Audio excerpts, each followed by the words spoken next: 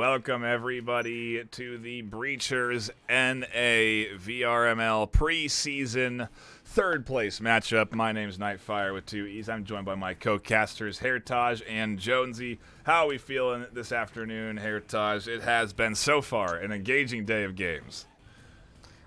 I am just tired right now. I've been watching the European broadcast, and that third place match, and as well as the grand finals, if they weren't close, then I don't know what is. I'm not sure how it's going to be for North America. Yeah, there's definitely a lot to look up, a lot for NA to follow up on after what was, Jonesy, a phenomenal EU battle. I didn't even anticipate it to be that close on the EU side of things this afternoon. Yeah, I wasn't expecting 4 hours of casting. We started at 6 BST, so that's quite late for some people, and ending at 10 BST just playing, that is a long play schedule, having 4 hours. And obviously, with the teams not understanding when to get in, having that first match go 7-5, 5-7, 7-5, it was a beautiful scoreline, but just the time was a little bit too much. Otherwise, all enjoyable. Yeah, spectacular EU finals. And Heritage, as we look forward to Eternity versus the older guys, do you think we're going to see a similar battle this afternoon? Are you anticipating the back and forth here, or do you feel one team's got the upper hand? I mean, if we look towards yesterday with these brackets, I think I really want this to be 3 maps, but I think this could be towards Eternity, maybe a dominant fashion, maybe potentially a probably a 21 to. No, what am I doing?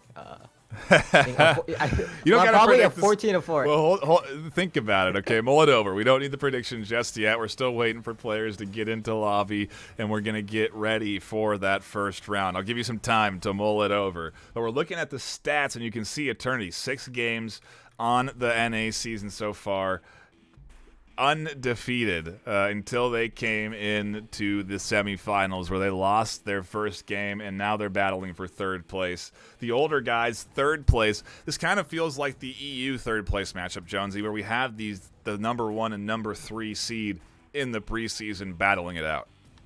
Yeah, obviously in EU it was the number 1 and number 2, which people were saying should have been the finals match.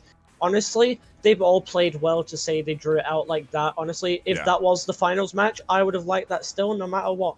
Yeah, both games were spectacular finals, regardless of where they were played. So happy that we got those on the EU end of things. Again, though, curious what we're going to get for NA, because we also have to look forward to the finals, Heritage, as that is a big matchup coming up. What are your thoughts on that NA finals matchup? The grand finals, Infinity versus Acer. Yeah, it's just this could go either way. Acer, they're a lot more newer to, I would say, VRML. Yep. And they just started. I think they were 3-0 in the regular season. They started as late as they could. Yeah, they started as late as they could. Yeah. And then they came in to postseason and just stomped everyone. And now they're playing in finals. And for Infinity, they've been well known across the entire North American scene of Breachers. Everyone knows how Infinity plays. They know the play styles. They know the players, and I'm not sure how each team's gonna adapt to each other. Yeah, I mean, I think one thing that's important to look at is the NA standings with Eternity and Infinity seeded 1 and 2. Those are sister teams, right, Heritage? They are. And so that alone is an impressive feat to be in that first and second seed. They're looking to take third and first this afternoon as a overall organization. And I think we can expect, again, at least getting ready for this third place match, that Infinity are going to put on a good show. We're just waiting for that last player to connect in from the older guys who are seeded third, just underneath Infinity. Once we have that fifth, we'll be jumping in to map number 1. A big shout out to everyone that was tuning in for the EU finals and has jumped over here to the NA finals. A reminder that this is a new video, so like and subscribe to this one as well. Hit that thumbs up button on the stream. That support really does end up helping us. It helps with the algorithm. It helps get more people that are unfamiliar with Breachers to tune in. That's what we want here, Taj. We want to grow this ecosystem. That's the whole point of VRML, is to help grow this fantastic game like Breachers. Yeah, just this game right now, it has a really strong start. As this game came out like a couple months ago, I think. It's still fresh. Yeah, it's still fresh. We only have 3 maps, and we have a new ship map on the way. Yep. And it could really spice things up for these teams. You know, these. Yeah, you start ever since these maps on launch. That's one thing that we're not talking about really at all, is the map picks, because while we do have the matchups and percentages to look at, right, there ultimately is only 3 maps you can play, and so when you do play in the VRML, you have to play all 3 maps, at least initially in the preseason. You have to play all 3 maps out, and so every team has played every map repetitively throughout the course of their season. That could change going into season 1, depending on when, of course, the ship map comes out. And we could see a little bit more variety in map preference, which is going to be exciting. That adds just another element that we don't really focus on a lot here, is like when you pick those maps or why. Because, again, at the end of the day, unless you can 1 and 2 them in maps 1 and 2, you're going to play all 3 maps out in the best of 3 series. So an exciting time as we do, again, get ready to dive in. And again, I thank you all for tuning in. A shout out to our sponsors while we do prep and wait for, again, this fist of the older guys to jump in. Those include HyperX, which offer fantastic products like the Cloud 2s and the HyperX Quadcast S. We really do appreciate them as a sponsor. We should be having a coupon code for HyperX soon, so do keep your eyes peeled for that closer towards the Season 1 debut, which is September 11th. As a reminder, roster locks open up tomorrow. You can start creating your teams or recruiting for your teams tomorrow for Season 1. I anticipate that to be a pretty active space in the Discord, with a lot of new teams and old teams getting taken apart and reformed. It's going to be an exciting time tomorrow, so keep your eyes peeled for that. Also, a shout out to ProTube VR, offering fantastic stocks that help stabilize your aim in any of your favorite VR shooters. They also offer force feedback versions, which helps enhance the immersion by offering recoil into your gunshots. It's a really cool way to enjoy the action. I really do recommend you check out ProTube. They've been a sponsor for VRML since our inception, and I love to support their products because they are good quality products. Also, obviously, Triangle Factory coming in with a fantastic game like Breachers. We really do appreciate their support and ultimately their dedication to giving us a very good competitive back and forth VR FPS shooter. Not an easy thing to achieve, to put out this clean of a game. And I guess not an easy thing to get all 5 into a lobby, as we are still waiting for that 5th from the older guys. They definitely don't want to start 3rd place 4v5, but, at this point, we're getting there. There's the 5th connected in. We should be starting round 1 soon. Let's get some predictions out here for 3rd place and 1st and 2nd. And I'll start with you, Heritage. Who do you think's taking 3rd place here? Our upcoming match, Eternity versus Older Guys, and who do you think's taking 1st? Oh. Why did you put Jonesy on there? He's the analyst. He knows what's going on. We all have to make predictions. You got to predict. Jonesy's got to predict. You're both going to have to. I'm starting with you. All right. I'm gonna make a call here because Eternity, they opted, since they are home team, they opted for Skyscraper first. And yesterday we seen it happen. They went Skyscraper, and unfortunately, it didn't go their way. And I'm not sure if we are going to get a repeat, but I still got hope in them. Maybe I'm gonna say Eternity within. I would say 3 maps. Okay. Eternity in 3 maps for 3rd place. Who's your 1st place for the finals? Right after. I'm gonna throw a toss up there. I'm gonna say Acer. Ooh, okay. They're going with the dark horse then, the mystery pick, so to speak. Jonesy, who do you have for 3rd and 1st? I don't know most of these teams, but honestly, looking at the stats here for this 1st match, I'm going to say older guys win this 1st one simply as more games played, more rounds played. For the 2nd map, who is it? Acer and Infinity. Yep. I'm gonna say simply due to the fact of one of the members of the mod team is Norse and Ace is a Norse name. I'm gonna stick with Ace for the win. I love the reasoning. It works. It's You know, fine for me. we support the underdogs here. Indeed, indeed. I think I'm going to go for the overdog and pick Infinity for first place in the grand finals. And I think I'm going to go Eternity here for third place. We'll have to see as we do get ready to dive into map number 1. They've started Skyscraper here with, I got to do a side swap. Eternity on the attack and the older guys on the defense to kick this thing off. It is... Oof. What is the first OBJ here? Second floor. You're going to have to breach in. That's my Discord. Apologies for the audio cues. But Big Lunch set up and ready to defend Don Checo and Mindbaker, who are set up to push through these windows right out of the gate. Well, maybe waiting impatiently for the stairwell push to come through. Yeah, as you can see the side of Eternity, they're actually playing towards the radio. Maybe they want to clear out that hallway, get rid of roamers early, so they can just focus on site without having that fear of getting picked off because we weren't checking flank, as there is a little bit of a drone in, checking towards that hallway. A little bit of hesitation. Oh, that actually doesn't clear out Blame My Aim. Stats gets shot early, but no action yet. Yeah, Big Lunch holding things down. And ready to fend off Don and Mind, who are doing nicely to push through the windows. Pushing off that initial defensive point, and here comes the pinch. Pennypacker and A-Ghost taking control of the outside A site and getting ready to breach in. Driblo and Big Lunch are tucked in here and waiting, but they're the only two on A site. If it's a full A push, they could get overwhelmed.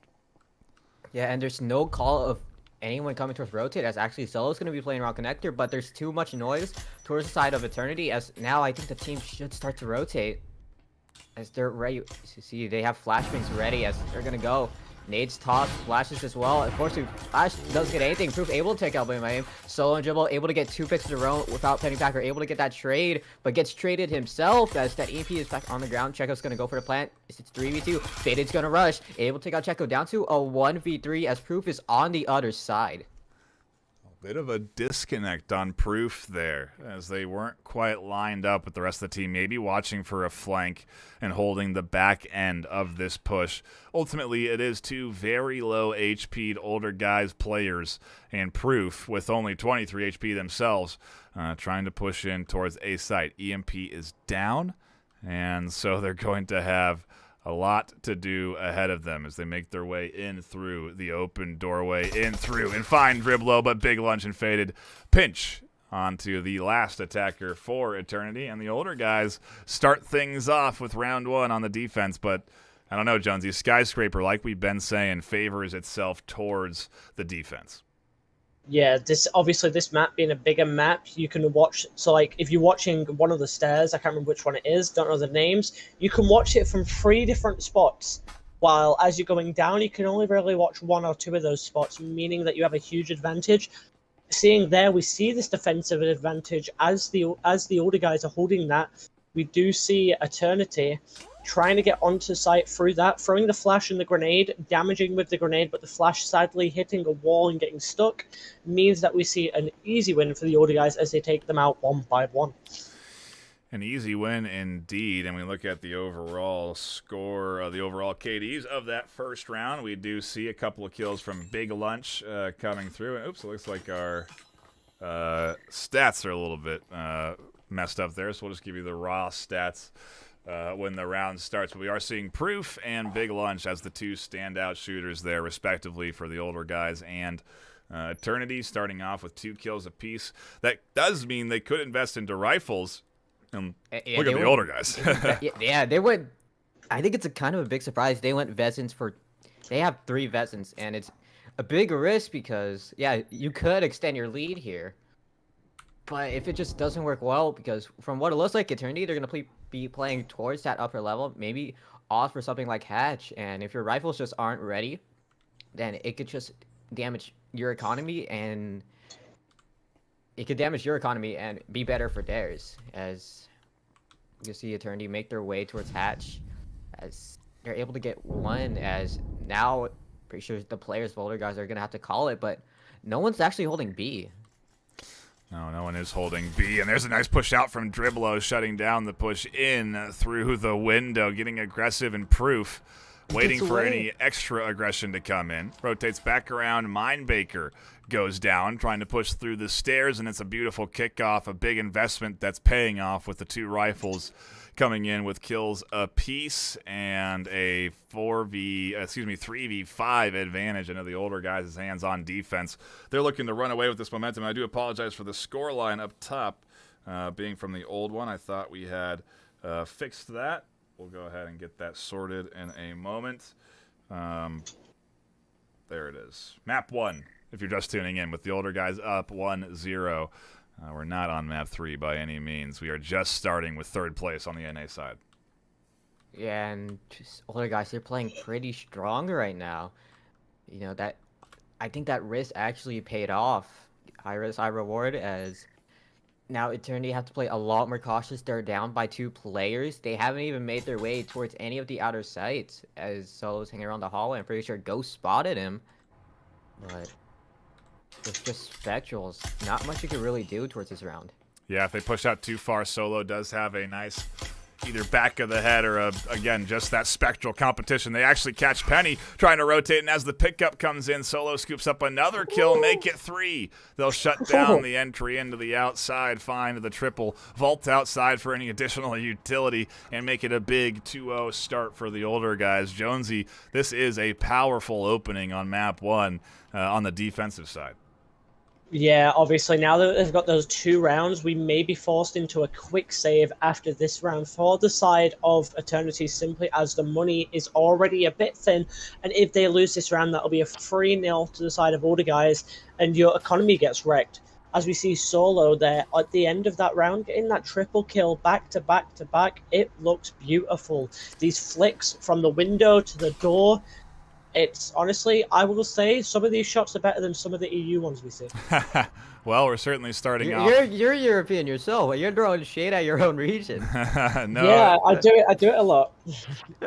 No shade, just observing good shots coming in on the NA side of things, which they certainly are. Happy to see that we've had, again, competition that's been very engaging from both sides, and that's to be determined here. We could have a quick start, at least 7-0, if the older guys keep this momentum up. They're at least barreling towards the 6-0 defensive set start, which is ideal on Skyscraper. You don't want to let any of those offensive rounds squeak through. Sets you up for the pistol round map win. It's the ideal place to be, obviously, and a lot of utility going in here. We see static emitters, door blockers, everything getting thrown at the offense on the older guys. They're looking to fully invest and take round 3, push Pennypacker and the rest of the Eternity team. I'm going to get that mixed up because of even their logos. The Eternity team into an eco round.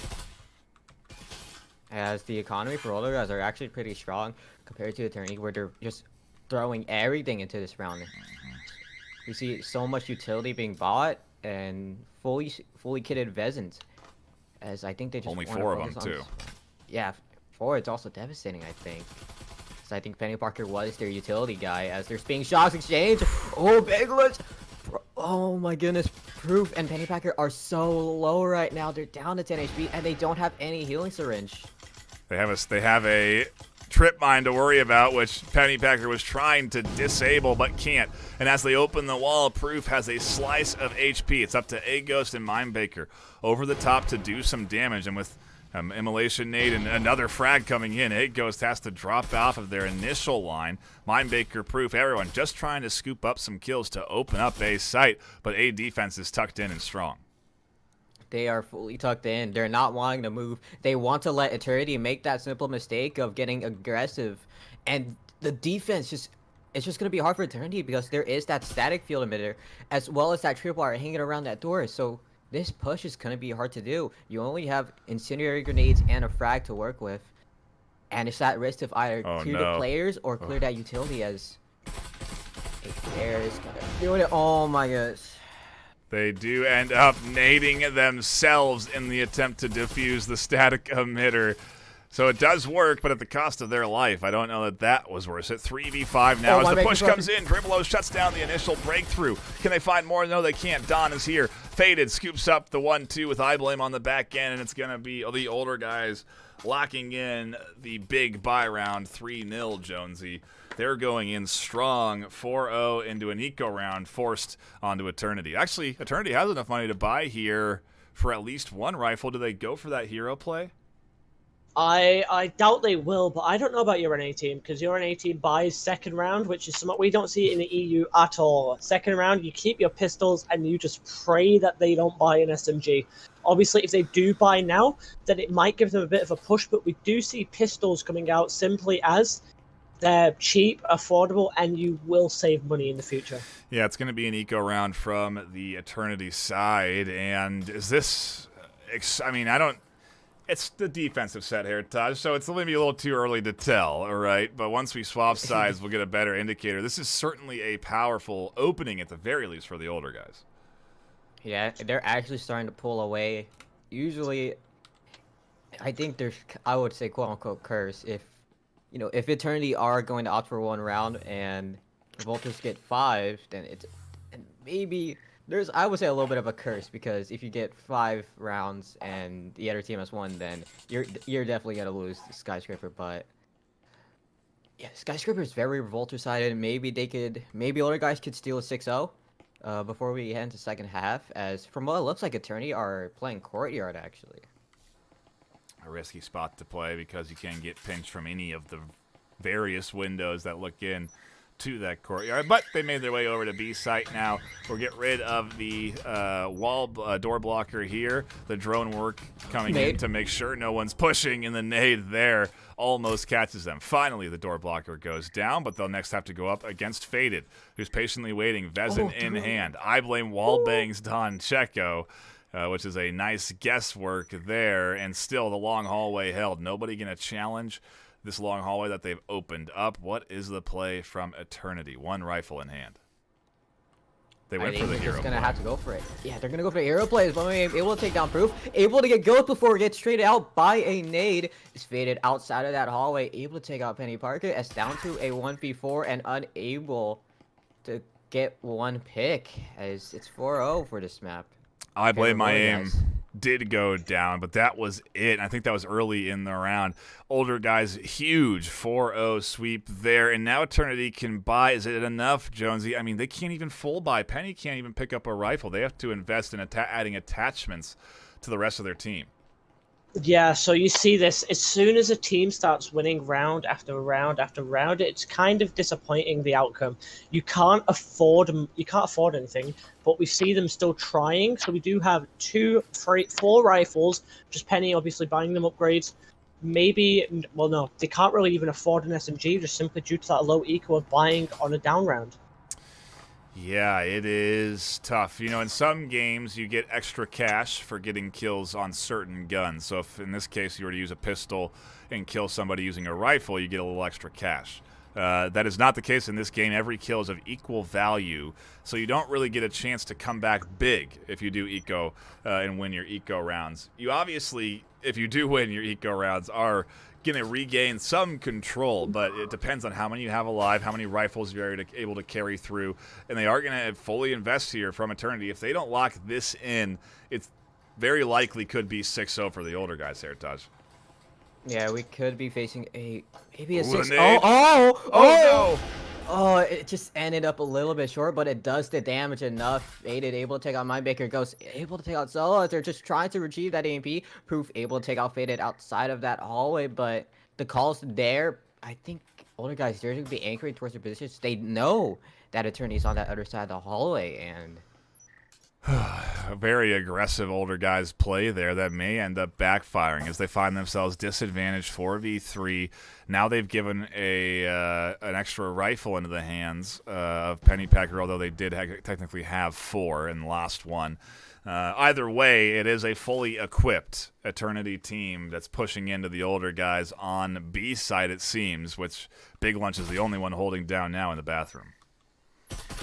Yeah, and through the drone there, I think they do want to go towards bathroom as Proof is on that window. as there's being shocks exchanged through that wall. And it looks like that most of the players on Older Guys, they're anchoring around B site. They're anticipating this type of push. They're just waiting on this execute as Checo able to cross his way towards the vent. Static emitter wet ready and waiting for them. Once they do open that wall, it'll cost them a utility piece to get rid of or focus a little bit of their attention, in which case Big Lunch could spring a trap. But still, B site feels weak on defense. Dribblo's there. I guess Iblin has to cover A site. They only have 3 left alive.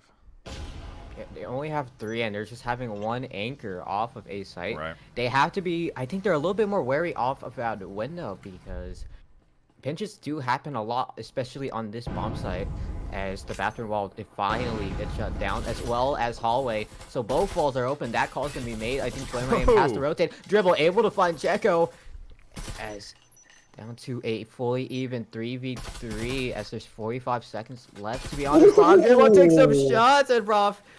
Oh, Proof able to just shut Dribble down and maybe able to punish Dribble taking that spot towards the table there. Time's ticking. EMP has to move soon. 30 seconds are left, and Big Lunch is tucked into a very interesting angle that A-Ghost doesn't see until it's too late. As Big Lunch swings out and catches the kill. 20 seconds left, and Proof is on a long rotation. Big Lunch catches Pennypecker, making it a 1v2. Is Proof going to try and swing through this window? No, they're not going to eco. They're swinging. He's going to swing. Proof's going to be running into Crossfire. He's able to get the first, but unable to get the second. It was a good attempt, though. A beautiful effort that gets shut down by Ivlame as the final defender over on that far lane. A nice attempt, a beautiful attempt, honestly, from Eternity. Their best foot forward, but it fails. And now, like we said, Jonesy, their economy hurts. They can only get 1 rifle, and they're forced to buy in because it is the last round before reset. Heritas, you said Older Guys might sneak away with a 6-0 on defense here. It's definitely, I mean, this is one of the most defender-sided maps in this entire game. And potentially, and having 6 rounds, and when you go to that next half, as you know, this is the final one. This is the final round of the first half where everything matters. And when you're up 6-0, you have so much leniency. You can make a lot of mistakes, especially on Enforcers. You could probably just throw off, play some mind games before you could make an actual attempt to close out the map. It is, yeah, it's, I don't know. The rifle buys coming in on the Eternity side. Don't know that that's going to be enough, but we've, again, seen some crazy stuff so far today. Yeah, as they're swinging in, they're just going to go rush in. Faded, able to take out Benny Parker, but immediately gets hit with that refrag. Still able to take out Checo through that wall bang. Nice shot all the way from that server hall. Margaret taking out a couple shots. That proximity alarm is still ringing. Shots are still being exchanged. Ghost able to cross to safety, but Dribble and Big Lunch still anchoring A site pretty darn well. It'd be hard to break through here. Where's the breaching foam to open up A is the question, because right now it's just guesswork through the wall. They have to push through the doorway, which is very heavily guarded. There's so many rifles putting rounds through. Immolation nades, frag grenade right on top of Proof, catches them down, and Mindbaker's alone in a 1v4. Just like that, the Older Guys likely lock in their round 6 and 6-0 lead on map 1. They're looking to kick this 3rd place off. They're looking to lock in 3rd place in 2. I mean, in 2, and I think next round they just want to go for it as Mindbaker taking a couple of shots off Solo, able to knock him down, but Solo able to use that stim, able to get around 80% of HP back. But 145 and Justin Omen, not much you can do here. Yeah, 10 HP. That is, yeah, not ideal. No health syringe. What to do? Do you even bother? Is it? You can't eco. It's last round. Yeah, you're right. Yeah, you have to play on this, and you only have 10 HP. There's no utility to follow up. You do have EMP, but there's 4 members left of the Older Guys. Is B side open and unguarded? No. Solo's here and now dead. That's a Vezin. And a health syringe. Wow, that's big. Mindbaker is able to contend now in the 1v3. But there's 1 minute left on the clock. No breaching foam. think it's either go play towards that server side or take out that door block and risk your position being revealed. As that's what Baker's gonna go for the server side potentially, but that proximity that went off. Fortunate, as now they know where that last player of Eternity is. 35 seconds left. Door blocker is big. Those take a little bit. That takes 5 seconds in a clip. They don't want to waste the ammo on it. Yeah, I think the ammo is a lot. 37 shots. You only have 2 mags remaining. As you're just gonna working this way. They're gonna go through and challenge the main doorway here. A little bit of a pre-prep from Blame My Aim as Baker's gonna be pushing through, but doesn't check the box. As this is a really strong start for older guys. 6-0, and we swap sides. They now go and try and do their worst on the defense, but the older guys just need to lock in a pistol round here, Jonesy. Yeah, so obviously with that 6-0 now, this pistol round is very, very important. If they win this round, then it leaves the possibility of the next map being the final map of this third place match, simply as if Eternity doesn't win that map 7-0, then it's very high chance of them winning.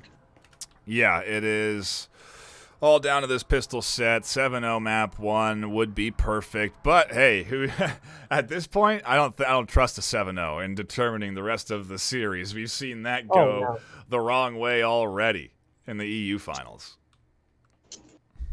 Yeah, I mean the 7-0 and then I mean the Revolt versus IVI, the 7-0, and then they took the momentum.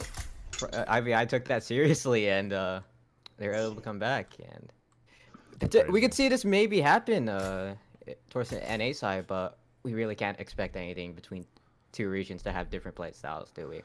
I think I mean, I don't know. I think we can. It definitely does happen. We see it actually it's pretty common. You do see people playing differently between regions because you're going up against different opponents. We don't have that cross-region play, although you could certainly analyze the VODs of regions. But yeah, I don't know.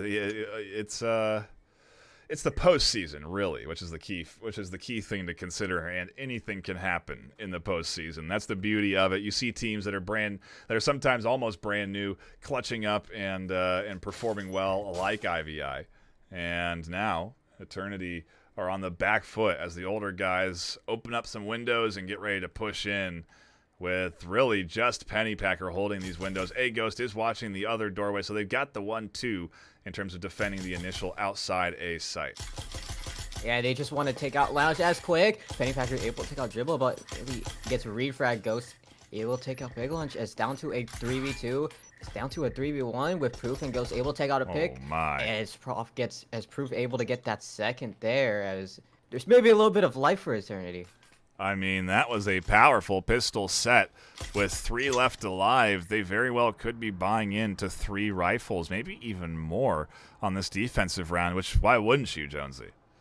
Yeah, so now they want to be buying in simply due to the fact of if they keep winning, they could be on a momentum spree. Obviously, if they keep cancelling out the older guys before they get to their prime, they're going to smash down on them and easily get this win. If you save, you lose. If you save and lose, it's the map. So there's no point in holding on to any cash that you can collect. You should spend every penny of it that you can every round.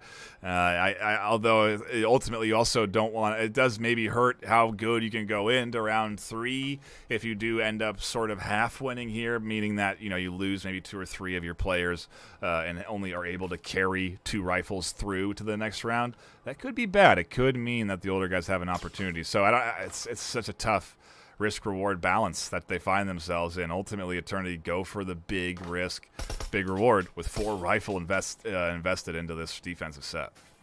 Yeah, then they're going to be fully kitted, as that's what Pennypacker did.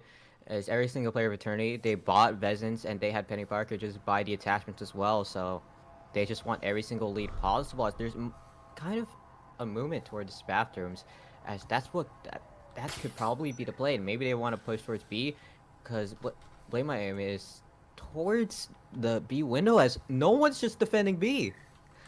Baker able to take out Faded out of that hallway. And hesitation.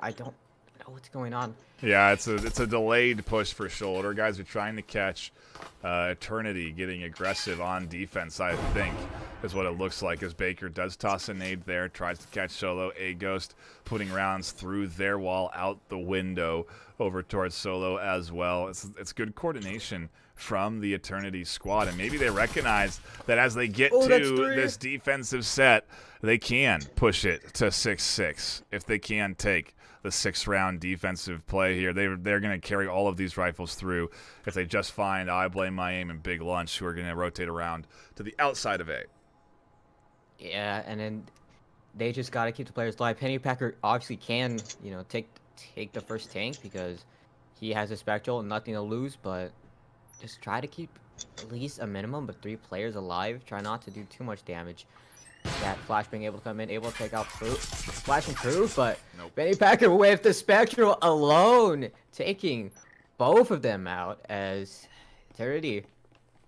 They're still wanting to play this. They are. They're not giving up map 1 easy. And I wonder if older guys thought that they were going to be able to just sort of snag map 1 7-0. I'm surprised to see Eternity coming back this strong, Jonesy. But they're here, and they're doing well on their defensive set. Yeah, so we are seeing now they are coming back quite well. Honestly, I say it for this, obviously defense-sided, yes, but attacking, it's difficult, but if you manage to work out a pattern that you can do, you'll work it fine. I don't think the older guys have done enough research onto Eternity's attack. Defense, even. Defense, sorry. Right. Yeah, we'll have to see what kind of offense. I feel like we also haven't seen well, they haven't had the opportunity to really put out a evenly matched round outside of that pistol set, where they definitely did get defeated 3 with 3 left alive on the side of Eternity. So now that we're into the full buys, maybe a chance for the older guys to lock in this last round they need to take this map and move on to a map 2 series decider. Yeah, maybe they just want to close it out instantly. They don't want to play a third map, as from what it looks like, older guys are opting to go for a hatch play, as we have 3 of the members in.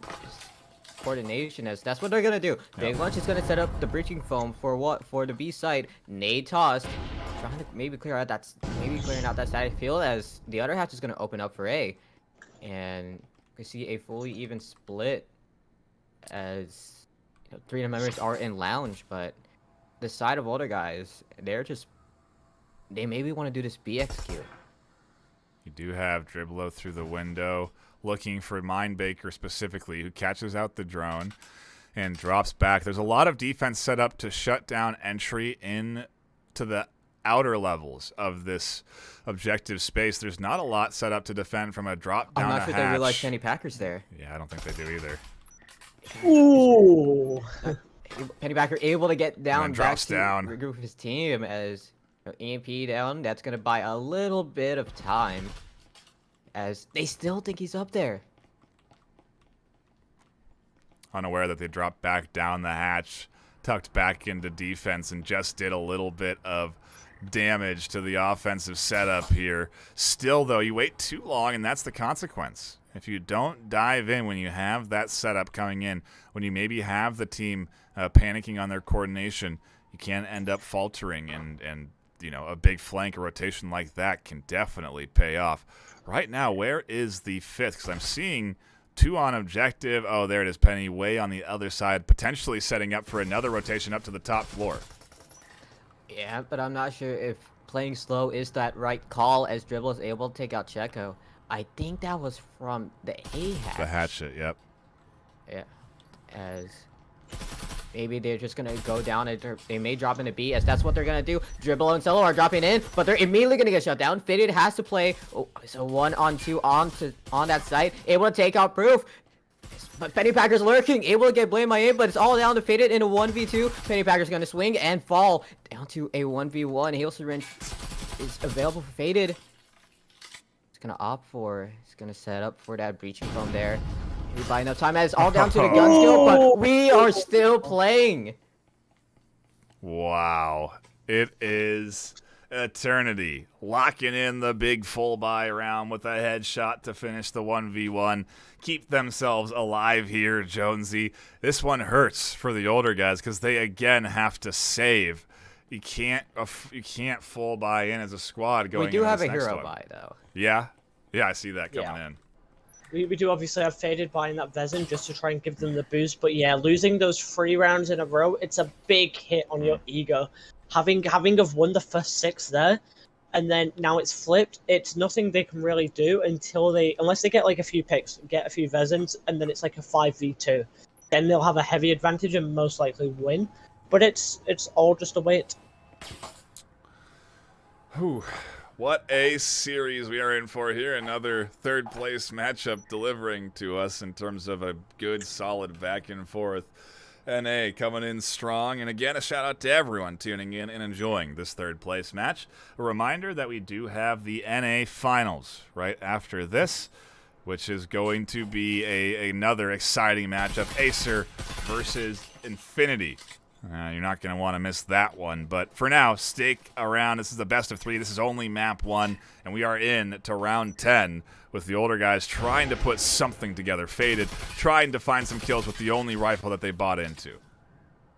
Yeah, with Faded being on that outside window, I'm not sure if having that Vezin on the outside is that right call. Because if that drops for any reason, if Faded is out of that round, then you're going to have to go all the way. And now they can just focus on it.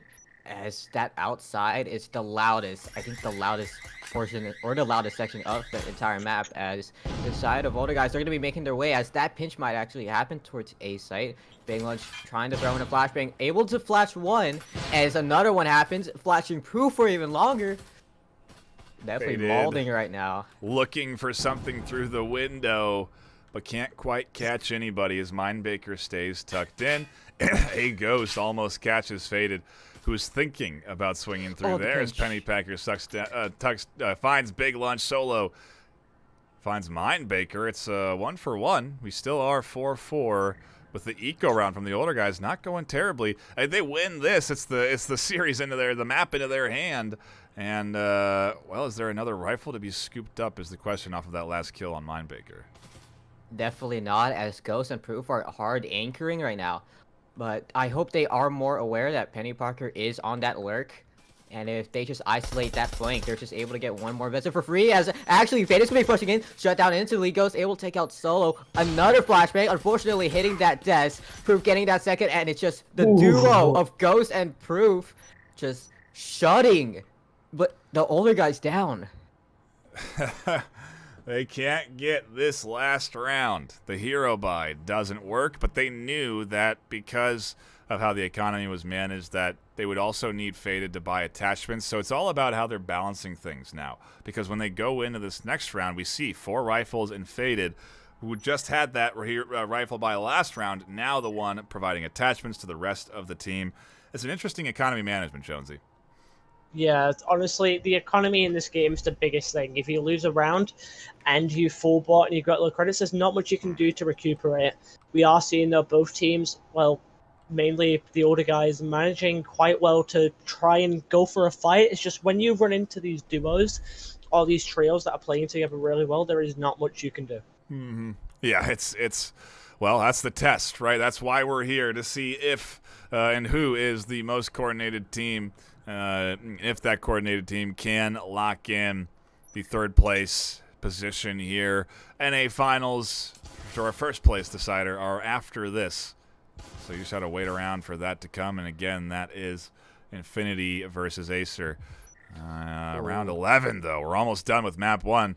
Only 2 left. Could be a tie. Could take us to 3 maps regardless. It all depends on how the older guys push in to the server room.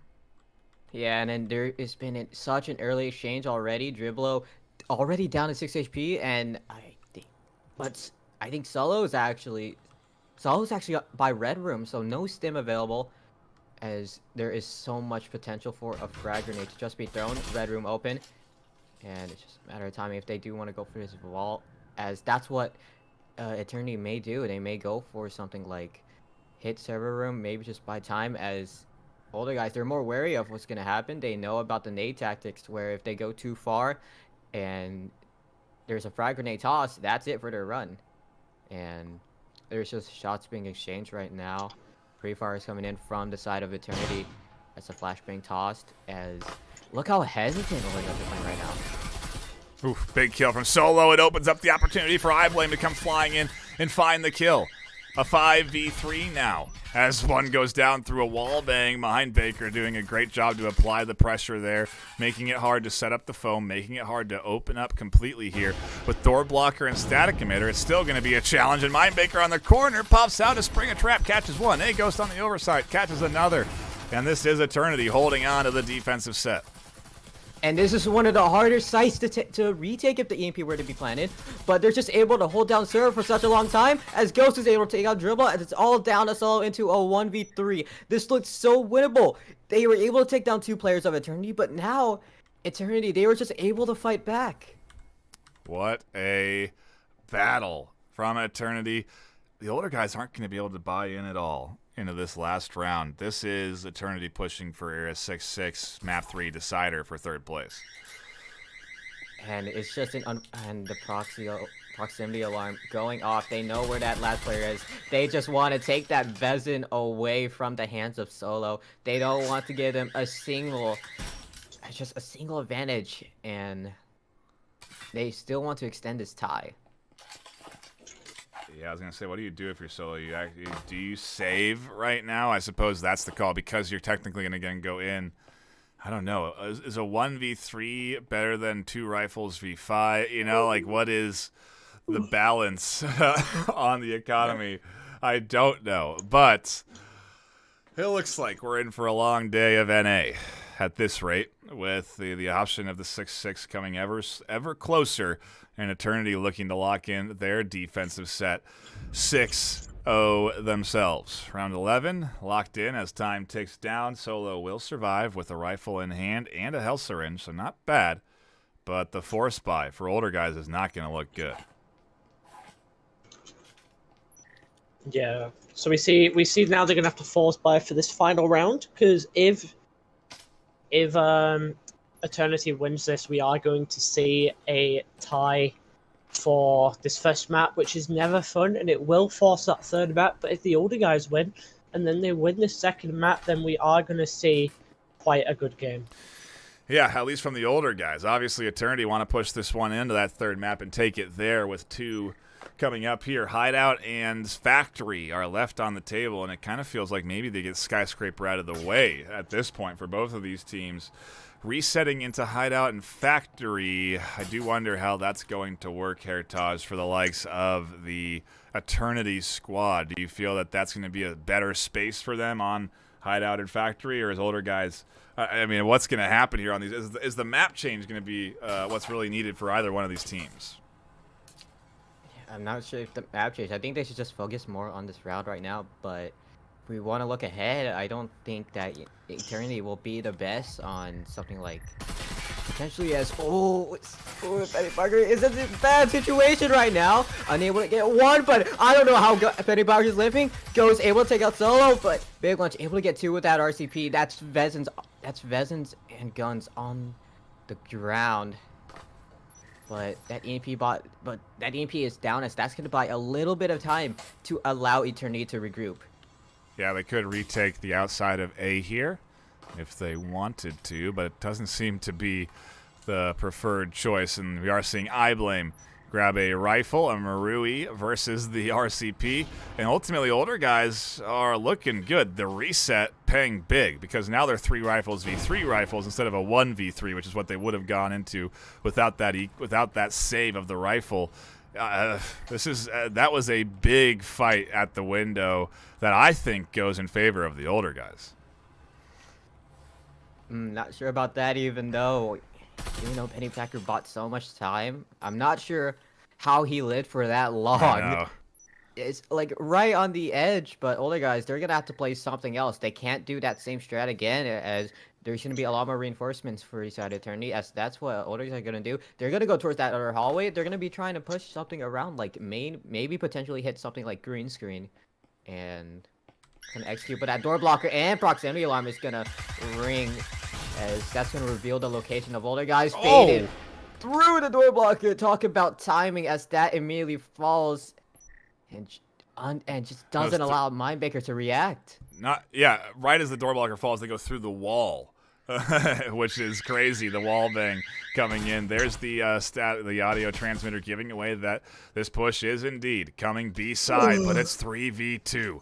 And Proof, Dawn are here to defend B site, and the older guys just want to lock in Skyscraper and take the lead with a map 1 win. Opening up the other side, Faded goes down, wall bang with a Marui through the wall from Dawn. Yeah, but look where Dawn is. If he moves for any reason, Blame My Aim is towards that hallway, and that wall's open. He's not going to be allowed to rotate as it's fully even 2v2 as everything matters. 30 seconds left, no utility to follow up as both walls are now down. Proof able to take out Big Lunch. We can face a tie. Blame My Aim and Proof are in a 1v1, and it's Blame My Aim in the 1v2 clutch to close it out. We are not seeing a tie as older guys steal map 1. Steal indeed. They just needed 1 round.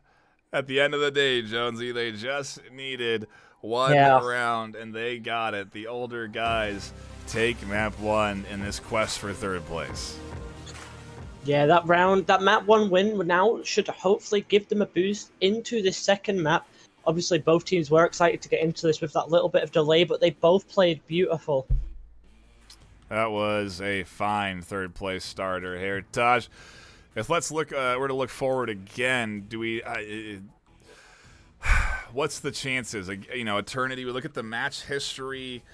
We have Factory and Hideout left. Eternity undefeated so far, outside of again the semifinals match, and they have strong win records on Factory and Hideout respectively. Skyscraper actually Eternity's worst map.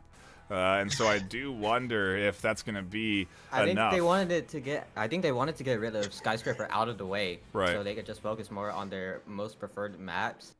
But it was pretty close on Skyscraper, I will say that. But I'm pretty sure older guys do get that map pick.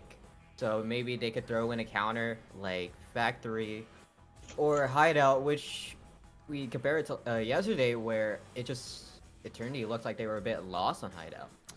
Yes, indeed, and lost seems to be the sort of feeling. But we'll going into that in the second map, there's a chance, to recollect themselves. Refocus with this little bit of a break. Maybe take a tactical timeout to prep yourselves for this upcoming map, map number 2, which I think is what is happening. We're doing a side swap, a couple of players reconnecting, resetting, and getting ready for the second map. But a shout out to everyone that is tuning in here and enjoying the action so far. We do appreciate you. And a reminder that we have more action coming up just after this. The NA Finals right afterwards. That's Infinity versus Acer. You're not going to want to miss that game. And if you haven't already, please do like the stream. Hit that thumbs up button. If you haven't already, subscribe to the channel, because Season 1's going to have a ton of content. We're hoping to do some tailored content, some more shorts, all of which will be set out to the YouTube channel here. So do subscribe. We are well over 600 now at 610 subscribers, but let's push that up now for 700. Maybe we can get to 650 by the end of the NA Finals this afternoon, which would be a great number to round off the postseason with. The support's been fantastic. We really do appreciate you. But yeah, we are now just getting. What would do? Any info, Jones? Do we have a tactical timeout coming in from either team? I've asked for a ping. I've sent a message asking them to start when ready. So we are obviously just waiting for them. If they decide to wait a little bit, then that is what they'll do. Sure. But hopefully, the quicker the better. I do not see anything coming in. I mean, we've been going for 5.5 hours straight almost. Oh yeah, we're gonna keep going as we do. Get ready to jump into round 2. Yeah, no time needed. We are diving in round 2 of map of the 3rd place decider. Kicking off here, it is going to be Hideout, and it is going to be Eternity starting on the attack. Let's do a quick swap on the teams as the older guys start on defense. I feel like that may land into Eternity's favor to start things off and regain some control of the set here, because I feel like Hideout lends itself towards the attack. Heritage, do you agree with that? I would say quote unquote pretty even. Okay.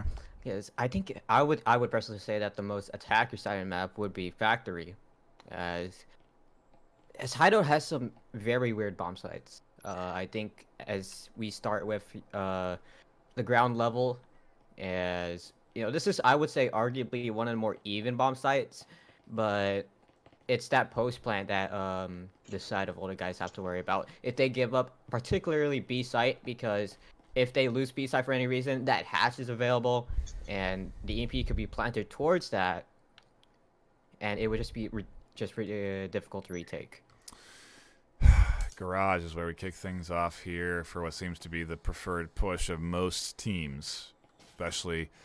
I mean, how many A site pushes have you even seen with this objective? They're very rare, I will say. I've never, every cast I've done, I've never seen a single A push. As you know, Garage is pretty easy to take, as you could just throw utility as that drone comes in, trying to clear out how many are in sight. As Proof is going to be setting up for that Garage pitch.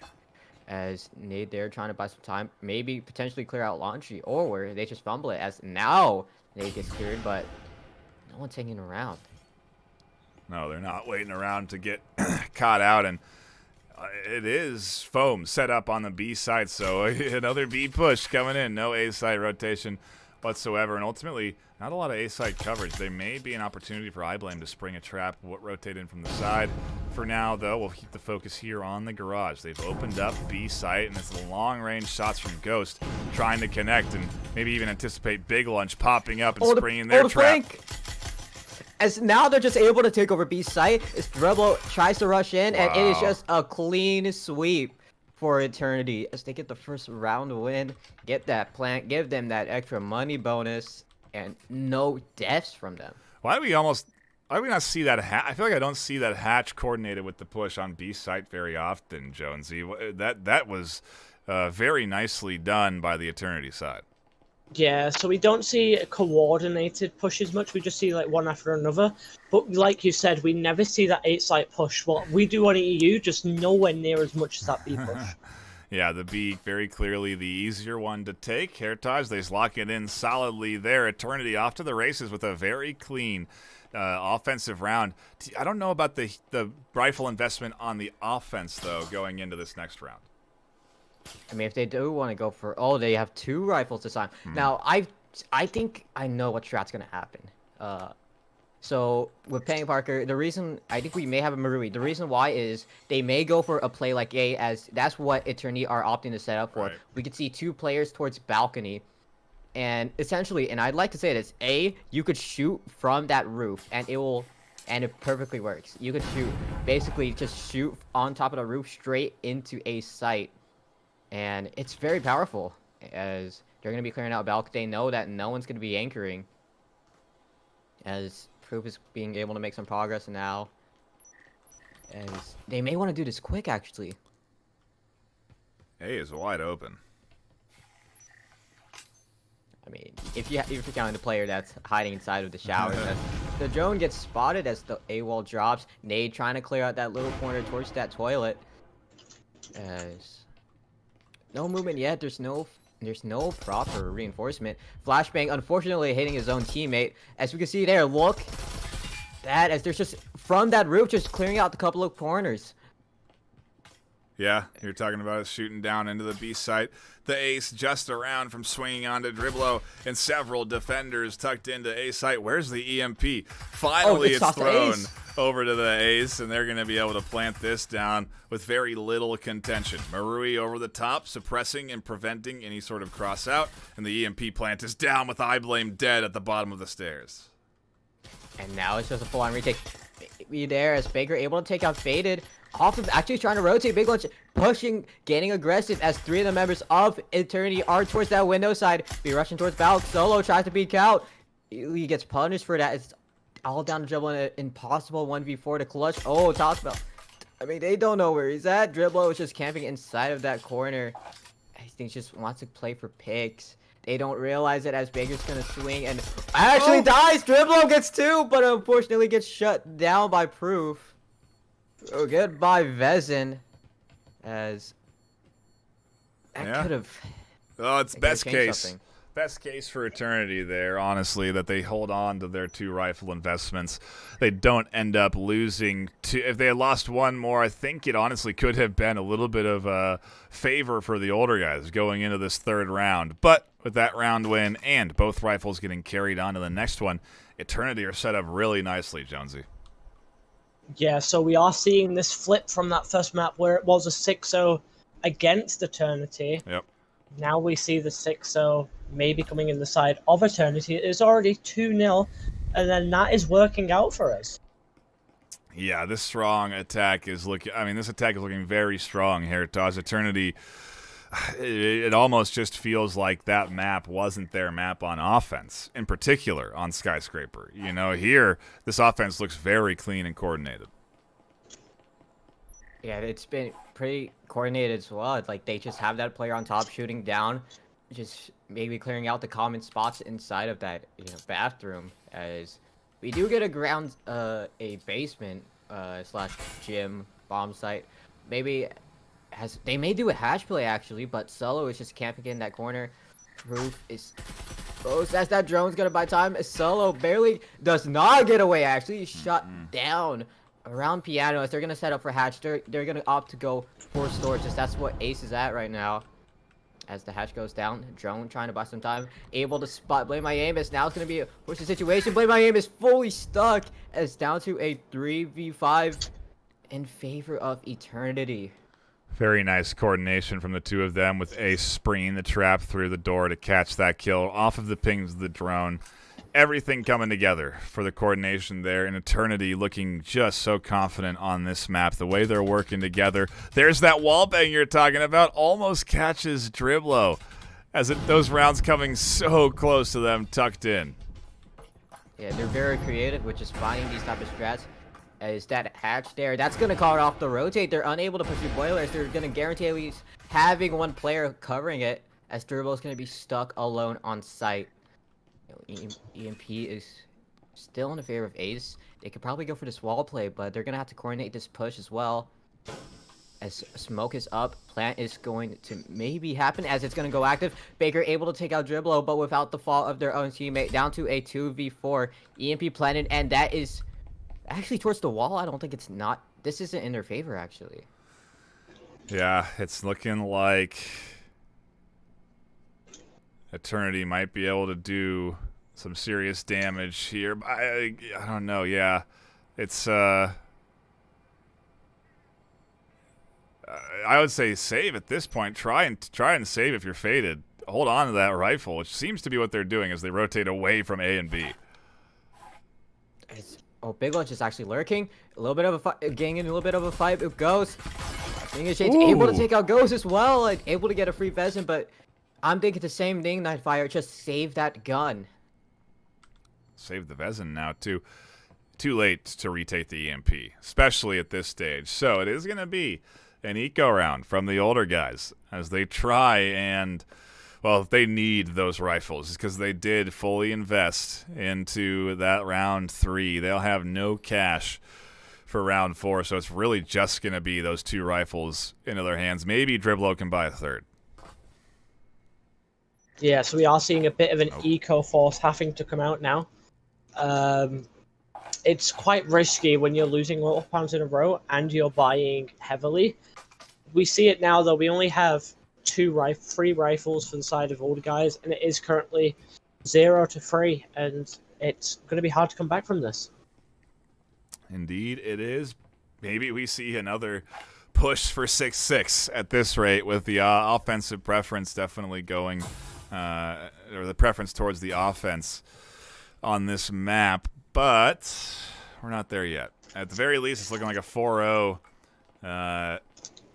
should be secured by the Eternity team. I don't know, though. 3 rifles isn't bad for an eco round on the older guys' side, but it's an investment for sure. They cannot afford to lose here again. Actually, maybe they can. They can actually. If they lose here, they still have enough to get 4 rifles in round 5. It's an interesting economy management just to stay in there and hang in there.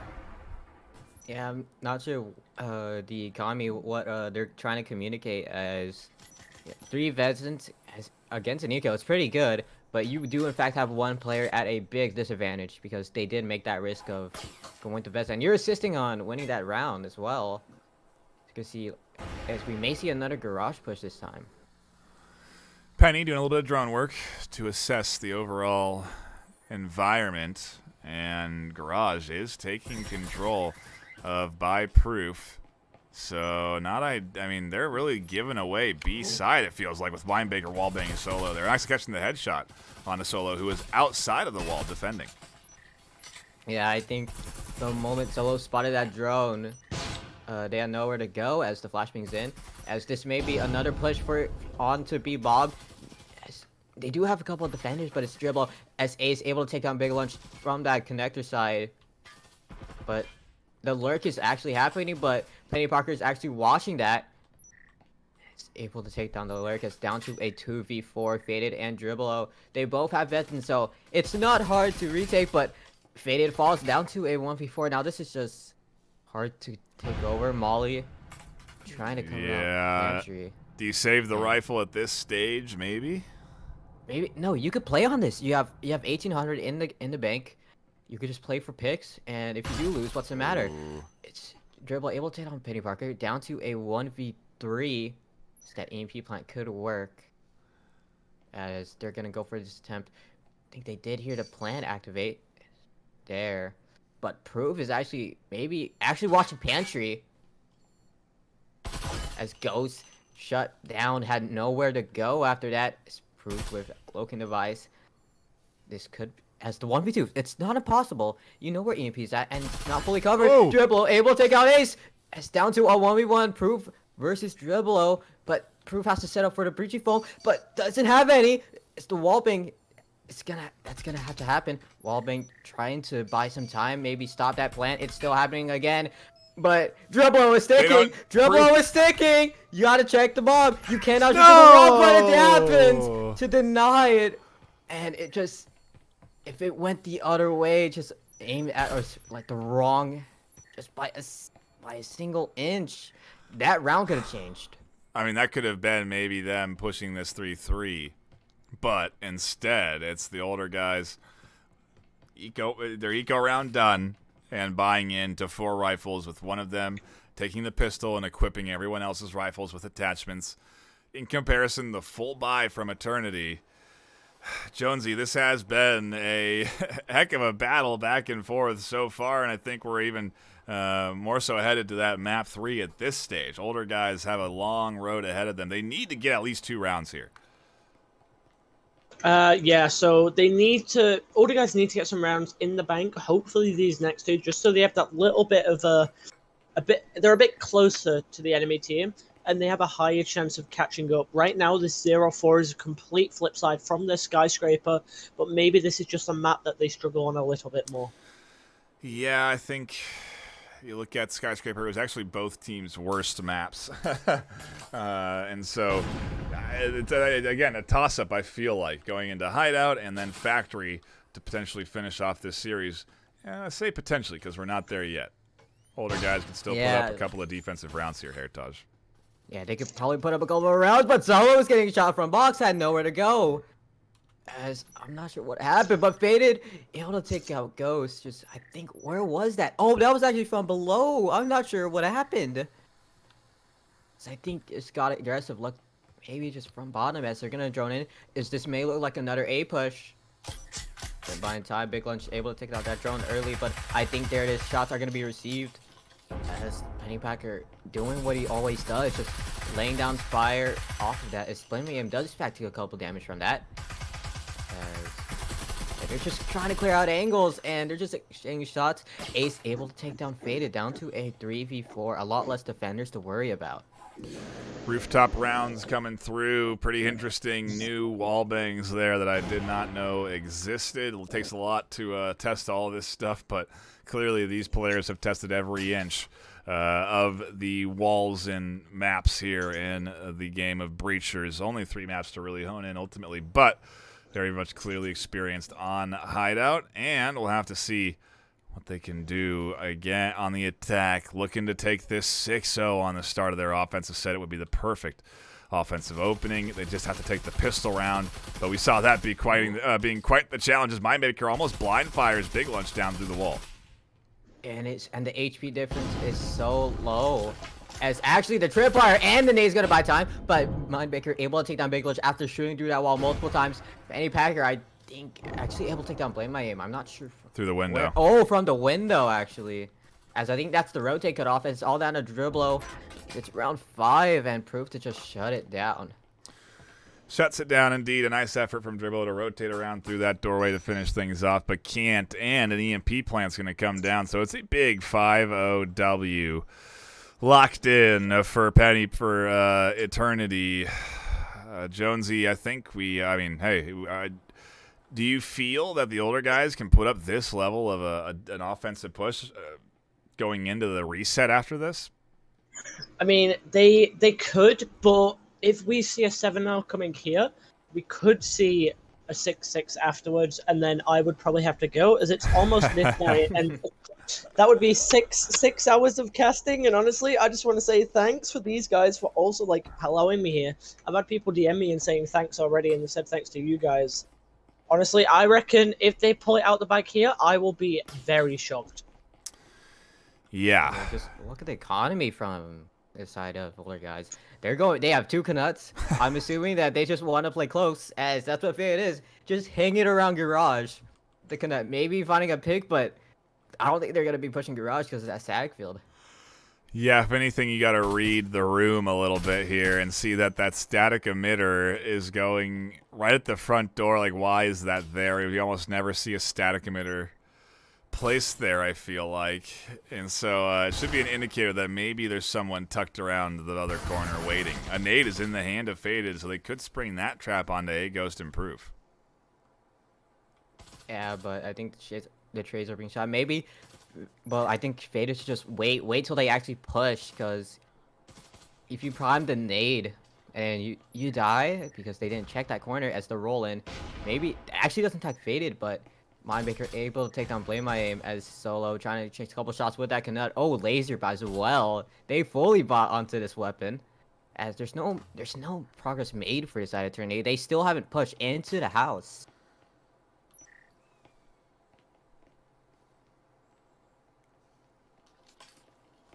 Playing it patiently considering their 5-0 lead. It's just no action yet. Maybe they just want to just let older guys just get aggressive for any reason. Oh, the flashbang. Dribble able to take down Mindmaker from the second. I'm not sure where. Oh, actually from the stairs side. It was down to a 4v3. Older guys could potentially take their first round here after what it feels like so long. As for Eternity, they're going to be rotating their way back to piano side, as we may see an A push.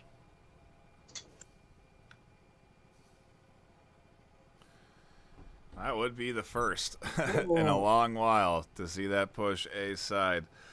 We're not there yet though, and for now at least, yeah, maybe that is the rotation coming in on the offense.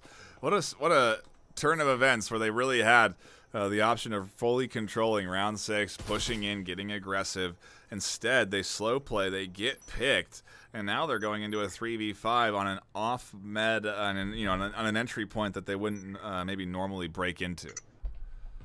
Yeah, maybe it looks like an A push, but there's 35 seconds. Eternity wasted so much time and no progress. You essentially went backwards, basically, as you're down a member, and there's not much time. 25 seconds left. Ghost is going to settle for that breaching foam towards piano. That push could happen. Ghost trying to clear out a couple of angles. There's the plant there. Proof able to take down Big Lunch down to a 3v3, but the flank's possible. Dribble pushing through all the way towards Holloway, as Nade tries by time, but Ace able to take down Solo to a 2v3. Plant is there, Faded with an RCP challenging Proof on the short corner. A Ghost finds the back of their head. Proof will live to continue to cover Driblo advancing in here, and they'll catch that kill. And Eternity will clutch up off of a nice 3v5 rotation to A site, the plant, and ultimately the defense. They now go into their pistol round with a real opportunity to take this 7-0. I mean, if we look at literally the map before the skyscraper, it went to 6-0, and then it kind of, slipped out of hand, and we are where we are now. Do you think we could go round 12? Do you think we could get a repeat of skyscraper? We just Hope. a couple of times. I hope not. It's 10 to midnight. Oh, well, for you, sure. For the folks at home, it's the start of an afternoon of fantastic NA battles. I'm sure they're hoping for another couple of rounds at the very least from the older guys here on their offensive set. It's up to the older guys to deliver. We'll have to see if they can put it up, though. The pistol round, again, that full reset. There's no advantage either way. I feel like, yeah, maybe. I don't know. This is going to be the tone setter, Heritage, of that 6-0 comeback potential. Yeah, I think just one single pick, or even just 2 picks alone, could set the stone for Eternity, as they just need one more round. Hopefully they don't have the same story as older guys where they only just had to focus on just, oh, it's just one round, let's just close it out, and then proceed to go an extra 6. As older guys, they're actually going to be pushing through Garage. They're going to try another hatch play. They've got the setup foam on the outside. They've got the setup foam on the Garage. Now a matter of just coordinating how they breach through these open holes. Nice flash that bounces off the floor. Doesn't catch Proof. Catches Driblo instead. Faded's here to challenge H. Proof is battling the double hatch drop as now Ace has to rotate around. Solo catches 1 kill. Nades come in to catch Driblo. Ace gets team naded for half health, but it's ultimately a solid Eternity hold, and now iBlame's alone in a 1v4. Eternity looking to take this map 7-0. Yeah, definitely a full sweep in 7-0 as Blame Miami has to kill 3 members. Just a duty unthinkable, as it's just hard to do. Your EMP's down. There is just full anchors as you're being hurt multiple times, and you don't have any healing syringe. The refrags are still fully possible.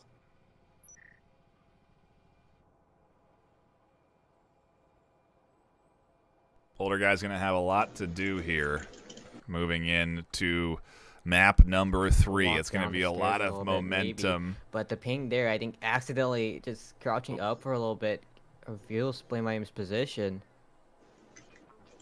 as he's going to be pushing through the gym wall, actually. But he's going to run into Ace, and...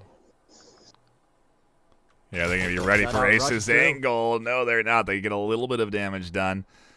Ultimately, they get hurt pretty bad, and an immolation nade gets thrown out to shut down iBlame from immediately pushing through. But damage is done. Is it enough damage is the question, as, yeah, again, the 1v3 with 9 HP is all iBlame has to keep his team in map 1. Yeah, and clear as he takes 2 shots to the head, as that's what Blame Miami is going to have to do. If he damages one through the body, that's not going to be enough, and it's going to die, and we could be heading this factory early, as Blame Miami wants to just buy enough time to delay the inevitable. Be pushing down and knowing where one is. 15 seconds as Eternity, they're not going to want to budge. They want him to get aggressive. They want him to just fall into their play style. As there's 5 seconds left, not much to do. Yeah, not going to be able to do it. We are going to factory for map 3. This couldn't be close. We had, map 2 was a literal stomp. I think Eternity just woke up. They were down by 6. They sent it to round 12. Unfortunately, lost map 1, but they came back on Hideout, and it's a different Eternity. Yeah, it really is. They looked very clean going in off of that map 2 win. And curious to see how map 3 shakes out on Factory.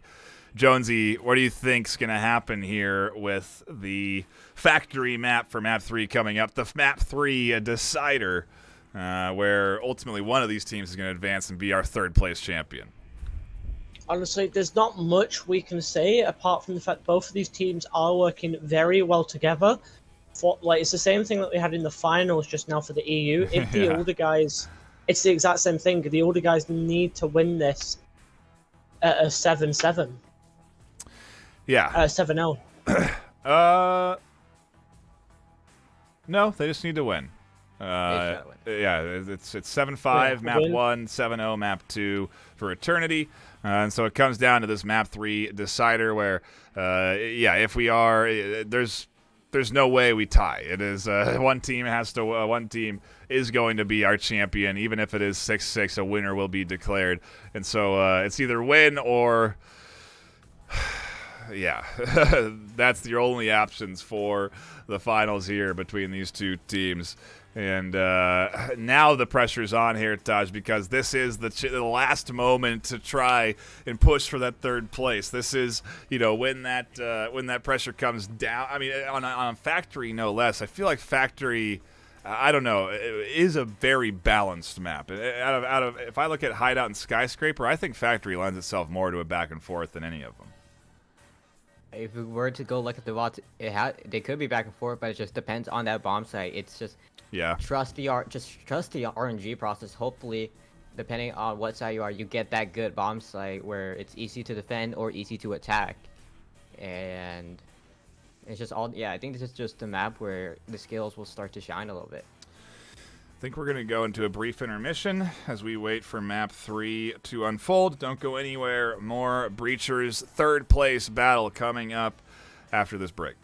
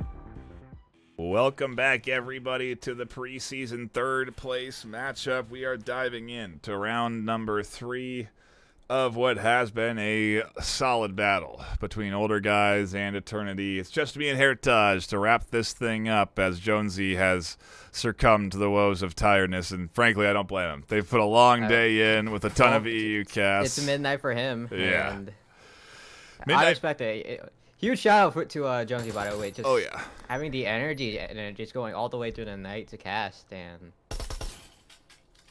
also modding, too. analyst work. Yeah. A lot of effort going in there on the Jonesy end, so we really appreciate them and the work they have put in here. As Mindmaker tries to start things off with a little Nate toss around the corner, doesn't connect, solo dribble to everyone, still alive and well.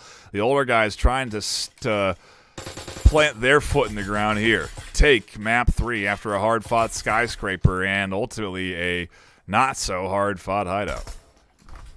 I think the sweep off 7-0, I think it's going to give a momentum boost for the side of Eternity. Yeah. Older Guys, for those that have just tuned in, they saw it's map 3. So you may, out on the top of your screen, you will see a 7-5 and 7-0. Older Guys won map 1, 7-5. Eternity won 7-0. So if there is a tie for any reason, a win will technically go to Eternity due to more rounds conceded. As you can see for the side of B here and Orange. Yeah, this is the full push coming in from Eternity. They're committing to this. As Fade's going to be pushing in. What? The plant is... And we are just going quick. Mindbreaker's going to shut that out instantly. Able to get 2. Solo's there. As Mindbreaker gets 3. Give it this man to ace or not. He will take 4 though, as... It's a quick little sweep. Just the action folds within half a second. Eternity absolutely run away with with the round 1 here on map 3. That is a big 4 alive pistol round. They can go and commit into a couple of rifle buys on defense if they so choose at this point. Yeah, they could obviously opt for Vezins. They've had the opportunity, and that's what they're gonna do. Mindbaker as well as Ace, they got frags, and that's what their team's gonna rely on. They want to extend this lead. They want to go anti-eco, and potentially just maybe get the 3rd, because next round that's gonna be a full rifle round. Yeah, it is. It's a risk, that you take going into round 2 because you know that your opponent's going to be committing into full rifle buys. If you invest into rifles now, you end up maybe giving your opponent $2,800. If they pick up that rifle, that's $2,800 in their hands. Maybe a little more, maybe $3,000 with attachments. So there's a big value and a big risk if you do lose these rifles. And we've been saying it, risk reward. Love to see it being taken by Eternity. They're feeling confident on their 7-0 on map 2. They're looking to ride that into map 3. They rolled 7-0, and hopefully they use that momentum, because a little bit of a break, maybe it's starting to calm down a little bit, as for the side of Older Guys are going to be pushing to Orange. Maybe they're wary of that flank from Penny Parker, as that roamer has been working really well for them on Skyscraper. As they be looking towards a site, that drone and able to spot a couple of players, but no follow-up, but Proof with that tripwire towards Orange Stairs. I'm not sure if that was fully checked. And Dribble's got to be kicking himself out of that. Play my aim from that connector, able to take down Ace. Nade follow up. That might kill Proof. No, down to 6 HP. But the stim is gonna give him another chance. As now, Older Guys, they're gonna be making their push right now. Breach bomb is gonna be set up towards Orange. They're gonna be stalling out for a little bit. Yeah, Proof doing a great job of patiently waiting for I Blame here as they do peek out and try and catch them. It doesn't work. I Blame drops back. The push comes in. Mindbaker scoops up some big damage.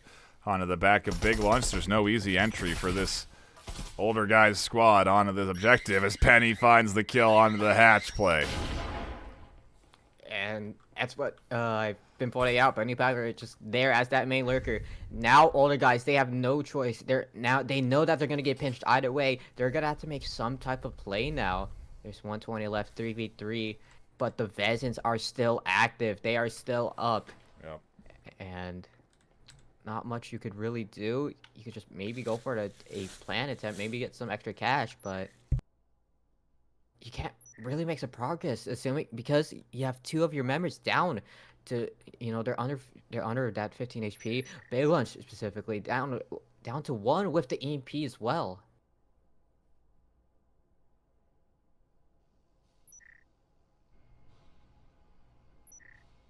It's 45 to work with. Look towards connector actually. Penny Parker pushing his way through control. Oh, this could be on timing. If Penny Parker walks, there's been a couple of gunshots potentially. But that's from Mindbaker towards that server side. But 30 seconds left. Not much time. 30 seconds left and a dream at this point for the older guys. Momentum needed here. They need this round. Oh, yeah, they're going for the plant. They got the plant! As this could change the entire thing, it's going to be a forced post-plant situation. Big Lunch gets shut down, but it's 1v3. Mindbaker is going to be pushing up towards that hatch. EMP is, in fact, not actually going to be stuck. I think that's going to be on proof. Mindbaker and Pennybacker, they're up here. They're going to clear it out, but... Oh, my goodness. Faded is so low, but unable to get the kill. As the EMP is, in fact, going to be defused. And it's going to be the second round for Eternity.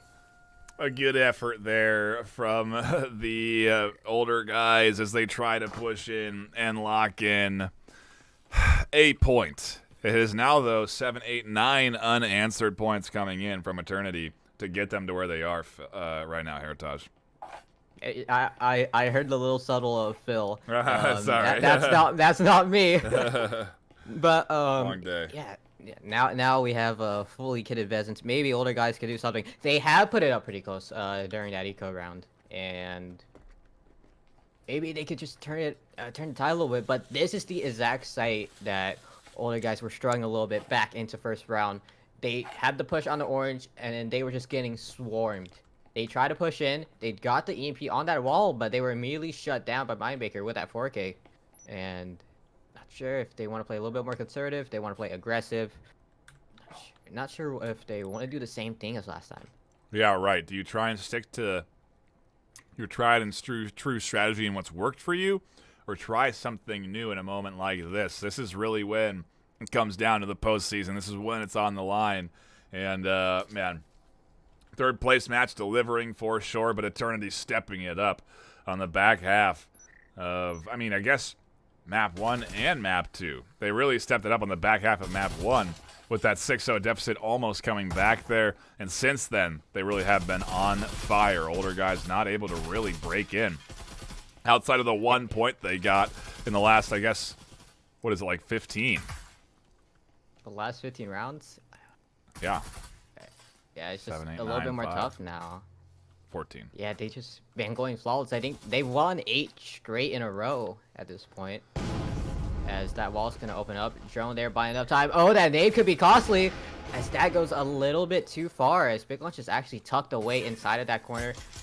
Yeah, a little bit more time as Pennypacker able to take down Big Lunch.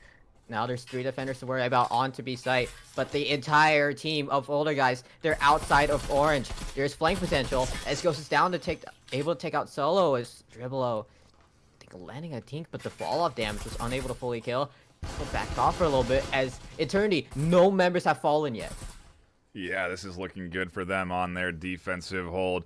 Older guys not able to crack through the wall that Eternity has put up, whether it's on the attack or on the defense. They just can't get the momentum. Healing Syringe gets tossed, Dribblo gets it, so health back into the hands of the older guys, and all it takes is a couple of kills to even the odds. There's one from iBlame to take it into a 4v5. Yeah, and they are just going to have to rely on their aim alone, and a little bit of game sense because they have no utility to follow up, they don't have frags, they don't have flashes, and it's just hard to retake as everything is being fully defended. Ghost there getting a little bit of a ping. Blame my aim. Gets spotted out from Ace. By enough time. Ooh, unfortunate Molotov. You can look at that frustration there. Spending fucking AO take down Dribble. I think the option is just go for the save if you're faded. Round 3. Firmly into the hands of Eternity now, and yeah, you just gotta take whatever you can get because this is it. There's no other map after this. There's no other points to be gained. Tying isn't an option. You have to win here and now on map 3 So, yeah, Eco. Hold on to everything. Hold on to all the cash. Save that one rifle and a health syringe. That's a lot of value. If they get to carry wish it's them worth through. a lot. Yeah, 2,800, and you have a healing syringe, so I don't think you do want to play on this. And 15 seconds. We're just gonna watch that time run down. It's just been a different team. It's a different eternity this entire time. They woke up on map 2, and right now it looks like they had their morning breakfast on map 3. It's now older guys' time to wake up from the nap they took at the start of map 2. Because that is what it sort of feels like. Map 1, so strong, so competitive, 6-0 start on defense. Now as they're attacking, they are finding a hard time doing it. And I mean, do you really want to go and face off in another 6-0 side swap? I do not think so. Now is the big chance. Oh, I say that now, but it is an eco round that they're going to have to do damage on. 2 rifles is all they can bring. 1 saved, 1 bought. And, yeah, a decent invest. I mean, that means that next round, 4 rifles with 1 pistol. They're never really getting into the groove they need unless they can get some round wins. It's been looking like that because they have never been able to make it past a couple of sides. The moment they've happened, because if we look at the past rounds 2 and 1, and round 3 as well, they've been only able to make so much progress. They haven't been able to push in the site. And even if they were to go for the post ban, as we've seen in round 2, they just haven't been lacking. They weren't able to cut off any type of rotates or just put any type of pressure onto that revolter side. Well, it is because they're going up against a hard team. A well-skilled, well-developed team. Eternity with their sister team Infinity battling up in the NA finals just after this. They are playing really well, and if anything, I think we gotta be you gotta be a little concerned about the fact that their sister team is the one that's in first place. If you're that second place Acer squad, it's looking good for the overall organization as a 3-0 starts off 4v5 and the older guys losing 1 early through the table there. A nice pick to kick off the defensive set. Yeah, and such an early pick. And they haven't even made some progress onto site. They have made outside. They are able to push towards museum as well as office. But at proximity alarm, you do not want to be here, as you can see. Spade taking down a couple of shots. Ghost trying to push through success through that door blocker. Falls down. Nade there. That could be crucial. Mindbaker able to take down one with that nade. Baker gained the second. Ghost able to take down a pick of their own with Ace to close it out. Blink and you'll miss it. 5 alive for Eternity. None alive for older guys. This is a 6-0 in the making. They are looking so good here. Advancing on into a big lead. They can afford to lose. They'll be fine going into round 6. There's no real damage that can be done unless it's round wins from the older guys right now. 2 round wins is really what you need. This is the full buy. Like I said, only technically 4 rifles instead of 5, but it is going to be, or maybe not even 4. Are they only going to take 3 rifles in eco? Only 2 rifles in eco. Interesting choice. I think I know, because if they were to insist on going all rifles, they wouldn't have enough. If they you're nothing. They're relying on, because if you were to do a football, you're relying that you win that round, and I think they're just gonna have that little bit of a safety net just in case they lose that round with Faded keeping that original cash 3,700. Be that last line of defense before we head into the final round of the first half, because you're not allowed to eco in that. Yeah. That's been every dollar you have in round 6. And it does kind of feel like older guys are just, well, they're doing the best they can with the money they have at this point. And, no round wins. It hurts. The back-to-back consecutive round loss bonus is nice.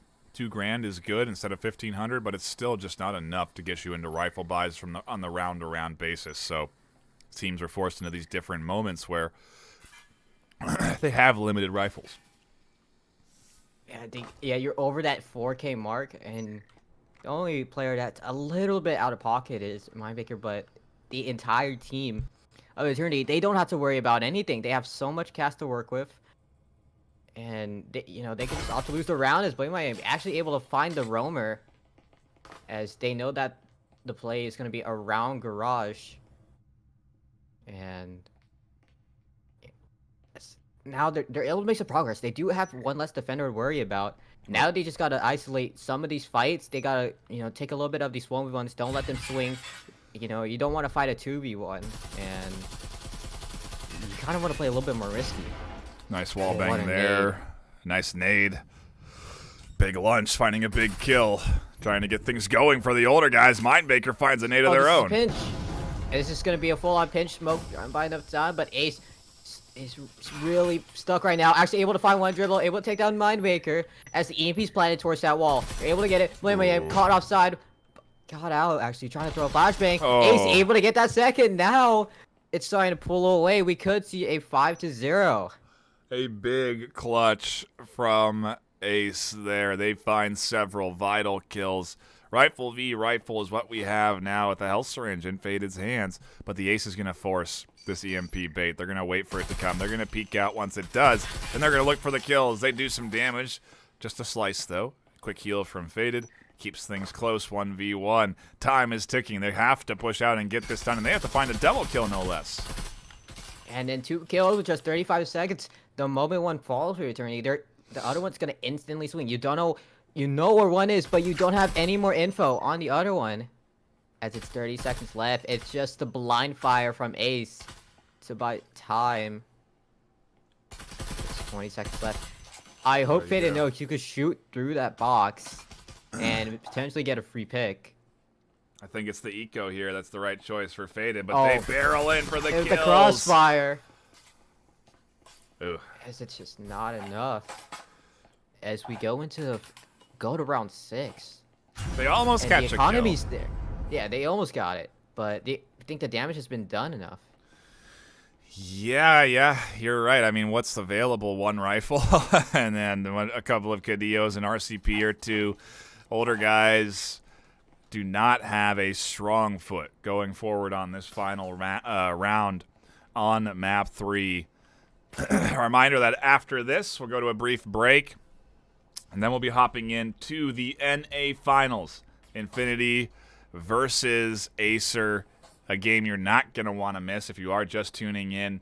You're here for third place. The winner of this takes third place for the preseason, and then the loser of the match after this takes second.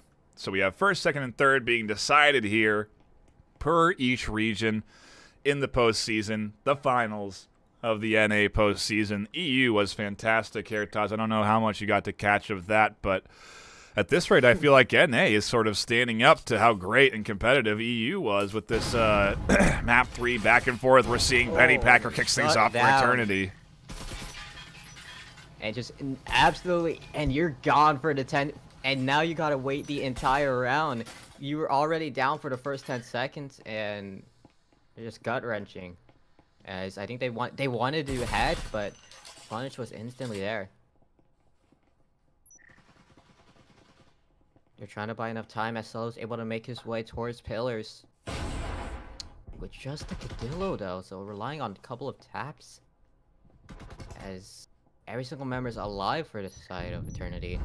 As they're going to be opening up towards pillar. Nade trying to buy some time, but Nade's going to be tossed as well. EMP is going to be planted towards the side of pillars. Ace is going to be rushing through, potentially getting that pick. Can the plant go through? No, it cannot. Mindmaker and Ace getting their own pick as it's 2v5 down to a 2v4. Blame My Aim with that solo Vezin trying to do some hero plays as unable to, and we are facing series point for Eternity. They bounce back off of a tough 6-0 start on Skyscraper. They almost take map 1 on Skyscraper, but don't.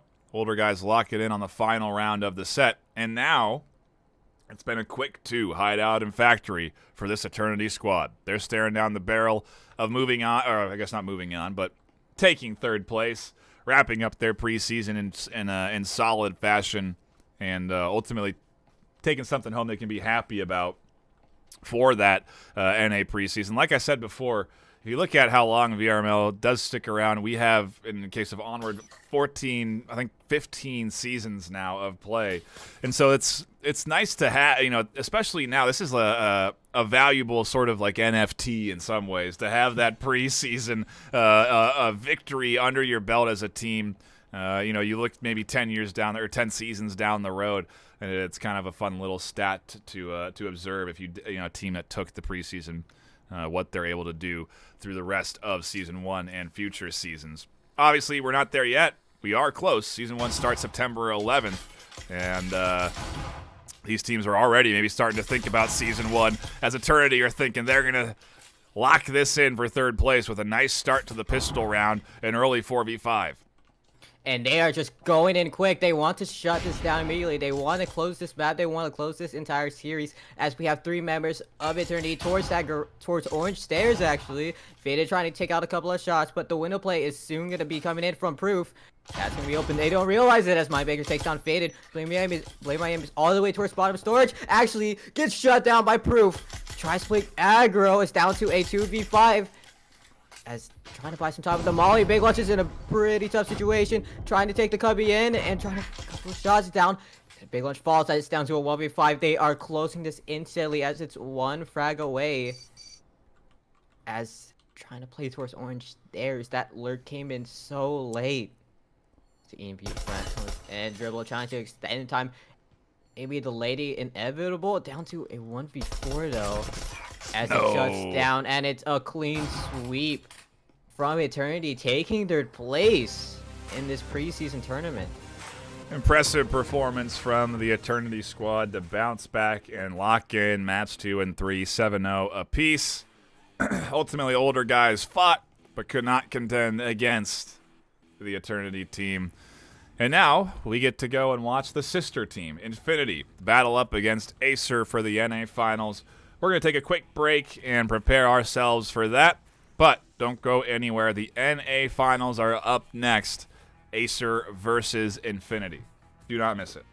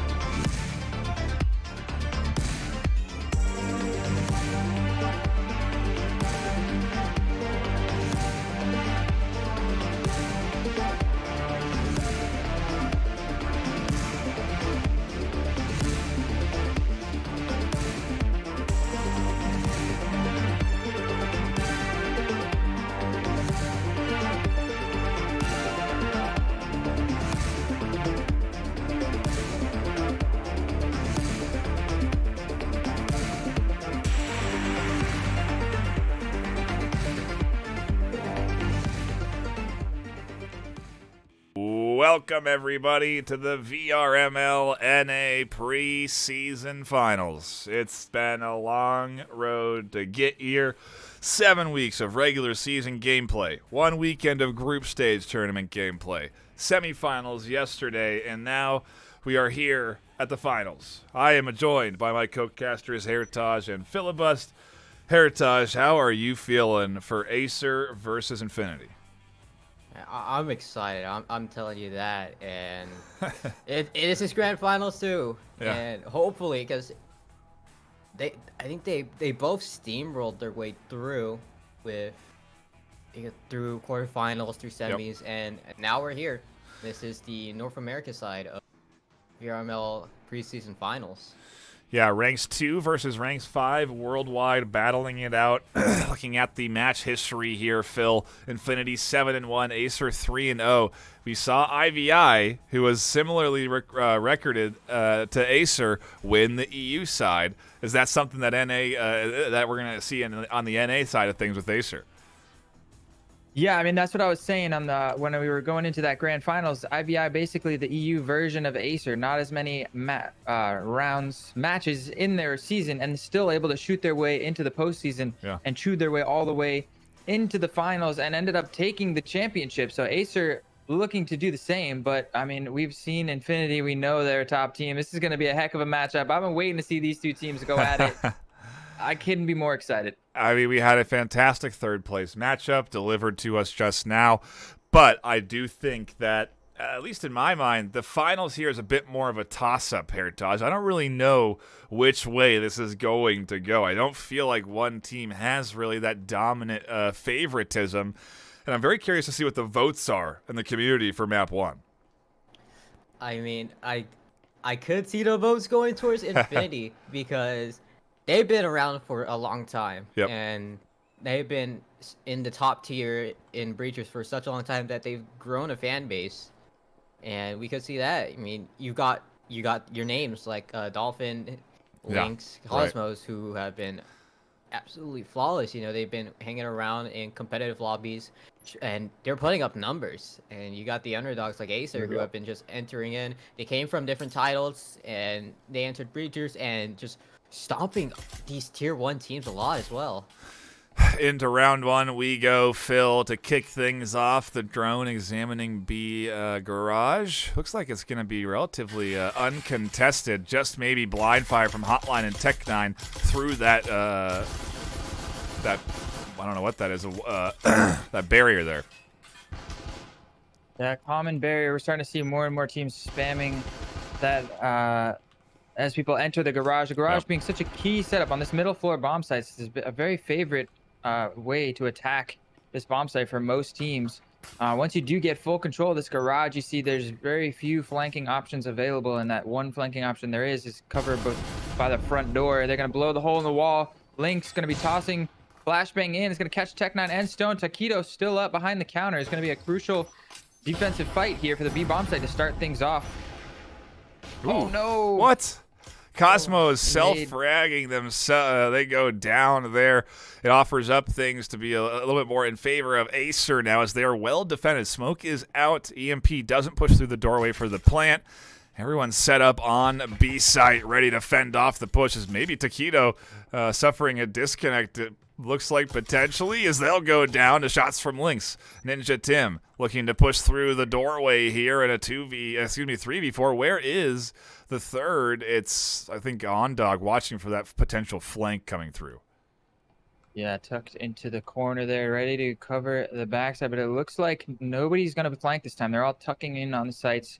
Going to play a more standard defense as OnDog decides to swing around, pop some shots in. Stone going to find the headshot on the Ninja Tim, and it's just Dolphin and OnDog in a 2 versus 4, starting things off. Infinity having to fight from behind.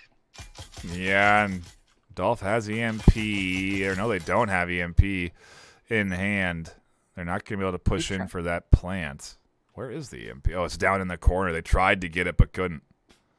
Yeah, it's the second time trying to grab it. Just going to go for it one more time. This time with the gun up and ready to fight. Stone tucked into the corner. You got Hotline Jiggle peeking on the backside. This is a really difficult situation to break through. Once they get a firm hold of this B, and it's tough. I mean, these fights on the B bomb site, we've seen them. They can go either way. OnDog's going to find a stim. He's going to push in and get aggressive, find the headshot onto Stone. But it's Stone and Hotline with the crossfire able to shut things down, and Acer take the first round here on Hideout.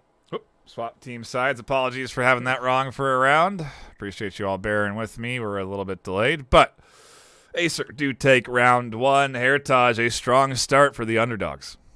Yeah, they were just able to anchor down B after both of those walls immediately fell.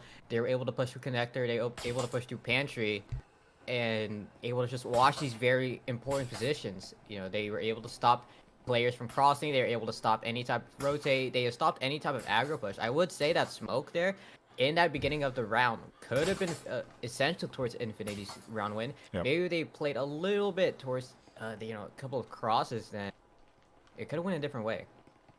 We're seeing big risk-reward investments, Phil, so far in this postseason. I feel like some teams in the regular season would be a little bit more conservative, not buying into the rifles here, but we're seeing 2 rifles from Tech9 and Stone getting picked up in this round.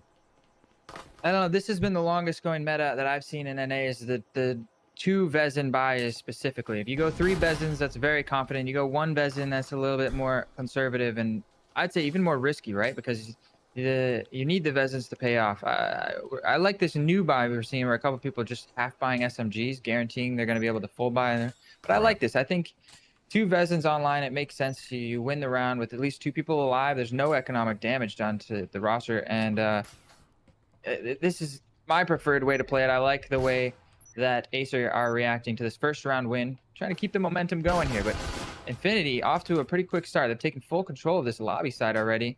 Again, very common attacking idea on this top bomb site is these teams just forcing the issue onto the A. Is that flashbang not going to find its mark? Ninja Tim, oh no, unfortunately getting stuck fully flashed with the EMP in hand. That's down right in the middle of the hole in the wall. Gonna be tough for... difficult to recover this. Yeah, Nade comes especially... through. It's going to scatter the roaches, as they say. Oh man, that nade was close as it just zipped past the trio there. But yeah, they all dump back. Very quick reaction times. The plant's coming in, and a great counter flash onto Tech9. Dolphin goes down regardless of the blind fire. Lynx gets picked up by the Cyclone. Full auto coming out the doorway. And it is all up to OnDog at the hatch in a 1v4. Do they save to avoid giving that extra $1, or are we going to see them try and go for some kills? A minute and 30 left, but what a push in from Acer. Yeah, I'd have to say this was a 6 one-way, half a dozen the other situation. OnDog, no really good choices here. Beautiful hold there from Acer. You got to give it up. Hotline showing off that nice little peek from behind that crate, showing us that if you're going to go for that plant, even tucked into that corner, you got to clear that crate out because he was able to lean around the corner using this awesome new leaning mechanic we see in Breachers. Never seen that in another game. And with just blind fire his pistol around the corner and completely deny the AMP from going down, picking up a kill for his team. And yeah, Interesting to see Acer getting aggressive, like to push out all the way here into lobby. You have EMP down, I guess, just making sure nobody's planting anytime soon. They're definitely looking confident in these first 2 rounds here, Heritage, as we do wait for the save to come in from Ondog. Yeah, I've always considered flashbangs to be wildcards of rounds because if we look back, that unfortunate flashbang to flash your own teammate, and I think Ninja was just standing there right in the open just to get shot. The flash, being flash, unable to know where you are, and then the flashbang, although so I think Dolphin threw a flash, she was able to push in the side, and then Tech9 was just there flash. Maybe if just execute a little bit better, because maybe that pick was possible, and they just weren't able to follow it up. Yeah, it's going to be the EMP defuse, the bomb exploding there to end round 2. And round 3 now, man, a confident lead coming in here, Heritage. This is the full buy, but just barely for Infinity of all teams. I mean, I feel like I very rarely have seen them on the back foot playing, in this preseason. Yeah, I mean, I've never seen a full eco on the side of Infinity, but against a team like Acer, where these quote-unquote dark horses have been showing up, and they're just rolling every single team possible, and it's just hard to do because they're a lot more newer. You don't know how they play, and you gotta look for a couple of more strats that work a little bit different. You gotta adapt to them. It is no easy task to adapt to a team that is playing as well as Acer is right now. Dolphin and they're going for that strategy of 4 rifles with the pistol so that they can kit out all of the rifles available, and unfortunately one of those rifles goes down, with Dolphin in particular, a big shooter, going down at the start of this to a great nade tossed by Tech9. yeah, that's only silver lining of this. Well, Tech9 with a nice aggressive play is going to find Ondog and Ninja. My. And then No way. Find Lynx. What is the answer there? Absolutely massive play from Tech9. I believe he's the one that threw that nade as well, so he should be on for the ace here. 4 kills on the round, I believe, hunting for it. And Cosmos with just 2 points of health. This really, first map is starting to already get away from Infinity in just 3 rounds. Holy moly, what a crazy confident play from Tech9 to dive outside and find a triple. Yeah, That's ballsy right there. I'm telling you, it is the sheer confidence on this man right there. It's just an early nade to get rid of Dolphin, and the confidence to just push out, get a 3K, and I don't think Infinity was ready for it. No, they definitely weren't. And I mean, frankly, they haven't been played that aggressive on in a little bit because that is definitely a confident Acer on defense with that kind of play. And we're going to get another eco, another save with 1:20 left. And Infinity are coming in here, and they're focused, Phil. They're looking to take and lock in the NA finals. They want first place. They've fought hard throughout the course of this preseason to get to where they are as a top team. And, it's just 3 rounds at the end of the day, but it is definitely not an ideal start for Infinity. No, and I think it's come down to a little bit of luck. I mean, you make your own luck in this game, but getting the middle floor bomb site again here on the first gun round, where Acer has shown that their defensive hold is very strong, straight from the pistol. And I know from experience, a little bit of an Infinity connoisseur, that I think the bottom bomb floor is their best. And out of the first 3 rounds, they haven't gotten that spawn once. So a little bit of a little bit of bad luck coming out the way for Infinity. Hopefully they can shake off the results here and get a little bit of momentum going. If not to get back into this map, at least to build a little bit of confidence going into map number 2.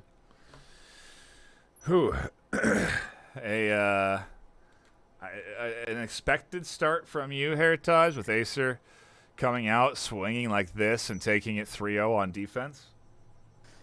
I was expecting Acer to take a couple, but I wasn't expecting a full sweep coming in from Acer. I thought it would be okay. They would have two, or they would have one, two, or maybe three players alive if they were to win rounds. I wasn't expecting a flawless round from them, and as Phil said, as we could see a little bit of momentum change, but Infinity, they're forced on eco. They're gonna be forced on pistols, and we're gonna have that single hero play coming in from Cosmos with that eco. Not much you could really do. We could see a expected 4-0 because everyone on Acer is a good shot. Yeah, it is. It's interesting. It's exciting for me, if anything, Phil, to see Infinity challenge this much. Because again, you look at the match history. They've won 7 of their 9 games with 1 tie and 1 loss. So that's a lot of winning. And we've seen that happen a lot on stream. Very rarely have they been challenged like this. And as we get ready to go into round 4, very interested to see what Infinity are going to try and do on their eco round. Which is, look at that. Yeah. Look at the investment into it. Yeah, I mean, the Dolphins are going to be buying into a Knut here. It was a bit of a surprise to me. It's going to be maybe just planning to Knut again on the next round. Maybe they have a little bit of a set-piece plan, though. They're finally getting that bottom floor spawn, like I was saying, and immediately breaking that wall and throwing that smoke in. Getting a little bit of map pressure, but maybe a bit of a fake as they all immediately rotate and vault in through the A window, but a triple kill from Taquito is going to immediately shut that down. Now Dolphin with the Knut, she's going to be able to punish one aggressor, but look at the 2 people pushing around on the other side. She's going to have to try to back up around the spawn escape with 4 points of health and with a shotgun from that far away. What could you really do at that point? How do you're there's no cover on offense outside of the building. You don't have, like there is, I guess, a little bit of up at the garage, but like this team is attacking Heritage on offense. They're not afraid to dive way out of the zone to find these kills. It's just sheer confidence. It's just because Acer is so confident that they've won 4 rounds in a row at this point. They are going to get aggressive. They know that Infinity was going to be forcing eco because of those rifles, and I'm not sure, that window push was in fact the right call. There was a static field there. That was going to stop every single progress. That's going to stop your push. Yeah. The only time you do want to go for a 5 stack on that window is if there is little to no utility covering that. And Infinity, they went for it either way, and you can see how quickly they got punished for it. It is a dominant performance, Phil, from the Acer team on defense so far, on Hideout no less. That is not an easy accomplishment because I feel like I see Hideout going towards the attacking team more often than not, although it's debatable because I do believe Heritage does agree that it's a pretty balanced map, and I think there are others that agree with Heritage on that point. And, I guess that's kind of the beauty of a competitive scene and community is that we can debate these things frequently and often in the VRML Discord. If you do want to join, you can find the info in the YouTube. It is linked consistently in chat, and we do appreciate any new folks coming in and hanging out and chatting in there. Yeah, I love to see all the chat popping off. I got a little statistic myself. I've noticed a tendency on these Infinity matches for them to get off to a bit of a slow start. Always at the beginning of map 1, they really don't come out swinging. And we're seeing that on display here. But as soon as they start to find some momentum, we see Ondog and Lynx picking up a couple of kills there going, and that's going to allow Dolphin to push over and pick up a rifle as well. Now, once they get that momentum under their feet, they can become an unstoppable force. Once Dolphin starts popping off on those roams and picking up massive kill streaks, it becomes really difficult to shut her down, and the team becomes, well, for lack of a better term, an unstoppable force. Yeah, it definitely becomes very difficult. Momentum is key, and maybe 2 rounds is what they need to get things going. They can replicate a 4-2, maybe take it 6-6 map 1. You're anticipating that we could go a best of 5 this afternoon with these 2 teams and how even they are in overall skill, and I think we're finally seeing that Infinity coming alive a little bit. It's not over yet. They still got 3 left to break through and push in to B site if that is their plan. Yeah, a good opportunity, I think, for the rotation if they predict. Oh, nice flash, catching 2 of these members here on their website. And the spam under the table is going to find Hotline, but Taquito from the globe peeking out with a nice little double kill. This defense is starting to hold. Taquito coming out with another massive play. That's a 4K from him on the round. Red there is to steal the ace. Look at what Taquito's up 7-1 right now on the scoreboard from just 2 massive plays. Big triple kill the last time I saw him pop off, and a quad kill here. Well, it looked so good. I would have liked to see Infinity rotate over to the A bomb site there. I mean, they did so much work on B. They got the kills. I think that's a great opportunity to back up and throw a little curveball into the mix. Call the audible. Like I said, they get off to a slow start, and they haven't quite found their footing yet. This Heritage, that was looking so good for Infinity. I really felt the 4-2 coming there. Yeah, I mean, it's an unstoppable force meets a immovable object, and it looked winnable for Infinity. I'll admit that. And you know, they were able to take a couple of early picks off of a couple of roams, and the moment they try to execute, Taquito was there and just instantly shut the entire push. Man, it's just hard to do. I think it's an overwhelmed. it kind of feels like Infinity are playing too slow here, Phil. You know, we're not really seeing that normal sort of aggressiveness out of Infinity, and I wonder if it's the pressure of the postseason kind of getting to them here on Hideout. Definitely possible. I mean, we talk about it, especially coming into this championship match, right? This is for all the marbles of the series, and with the expectation on your shoulders, being the highest seeded team in the matchup, the pressure to win is there. As Hotline is going to get another early pick onto Dolphin there, and that's it. Just again, Dolphin, it's just such a huge pick of all of the people to get shot at the beginning of the round. It's really tough first map for them, but ooh, Tech9 also through the smoke, dancing in and out. He's going to find a 2-piece for himself, and we're looking at a very strong possibility of a 6-0 start. But how many times have we seen a 6-0 start and had that not be the deciding factor? And this is twice earlier today. We had a 6-0 start, and the team that got 6-0'd came back and won their match. So yep. I'm not calling it either way.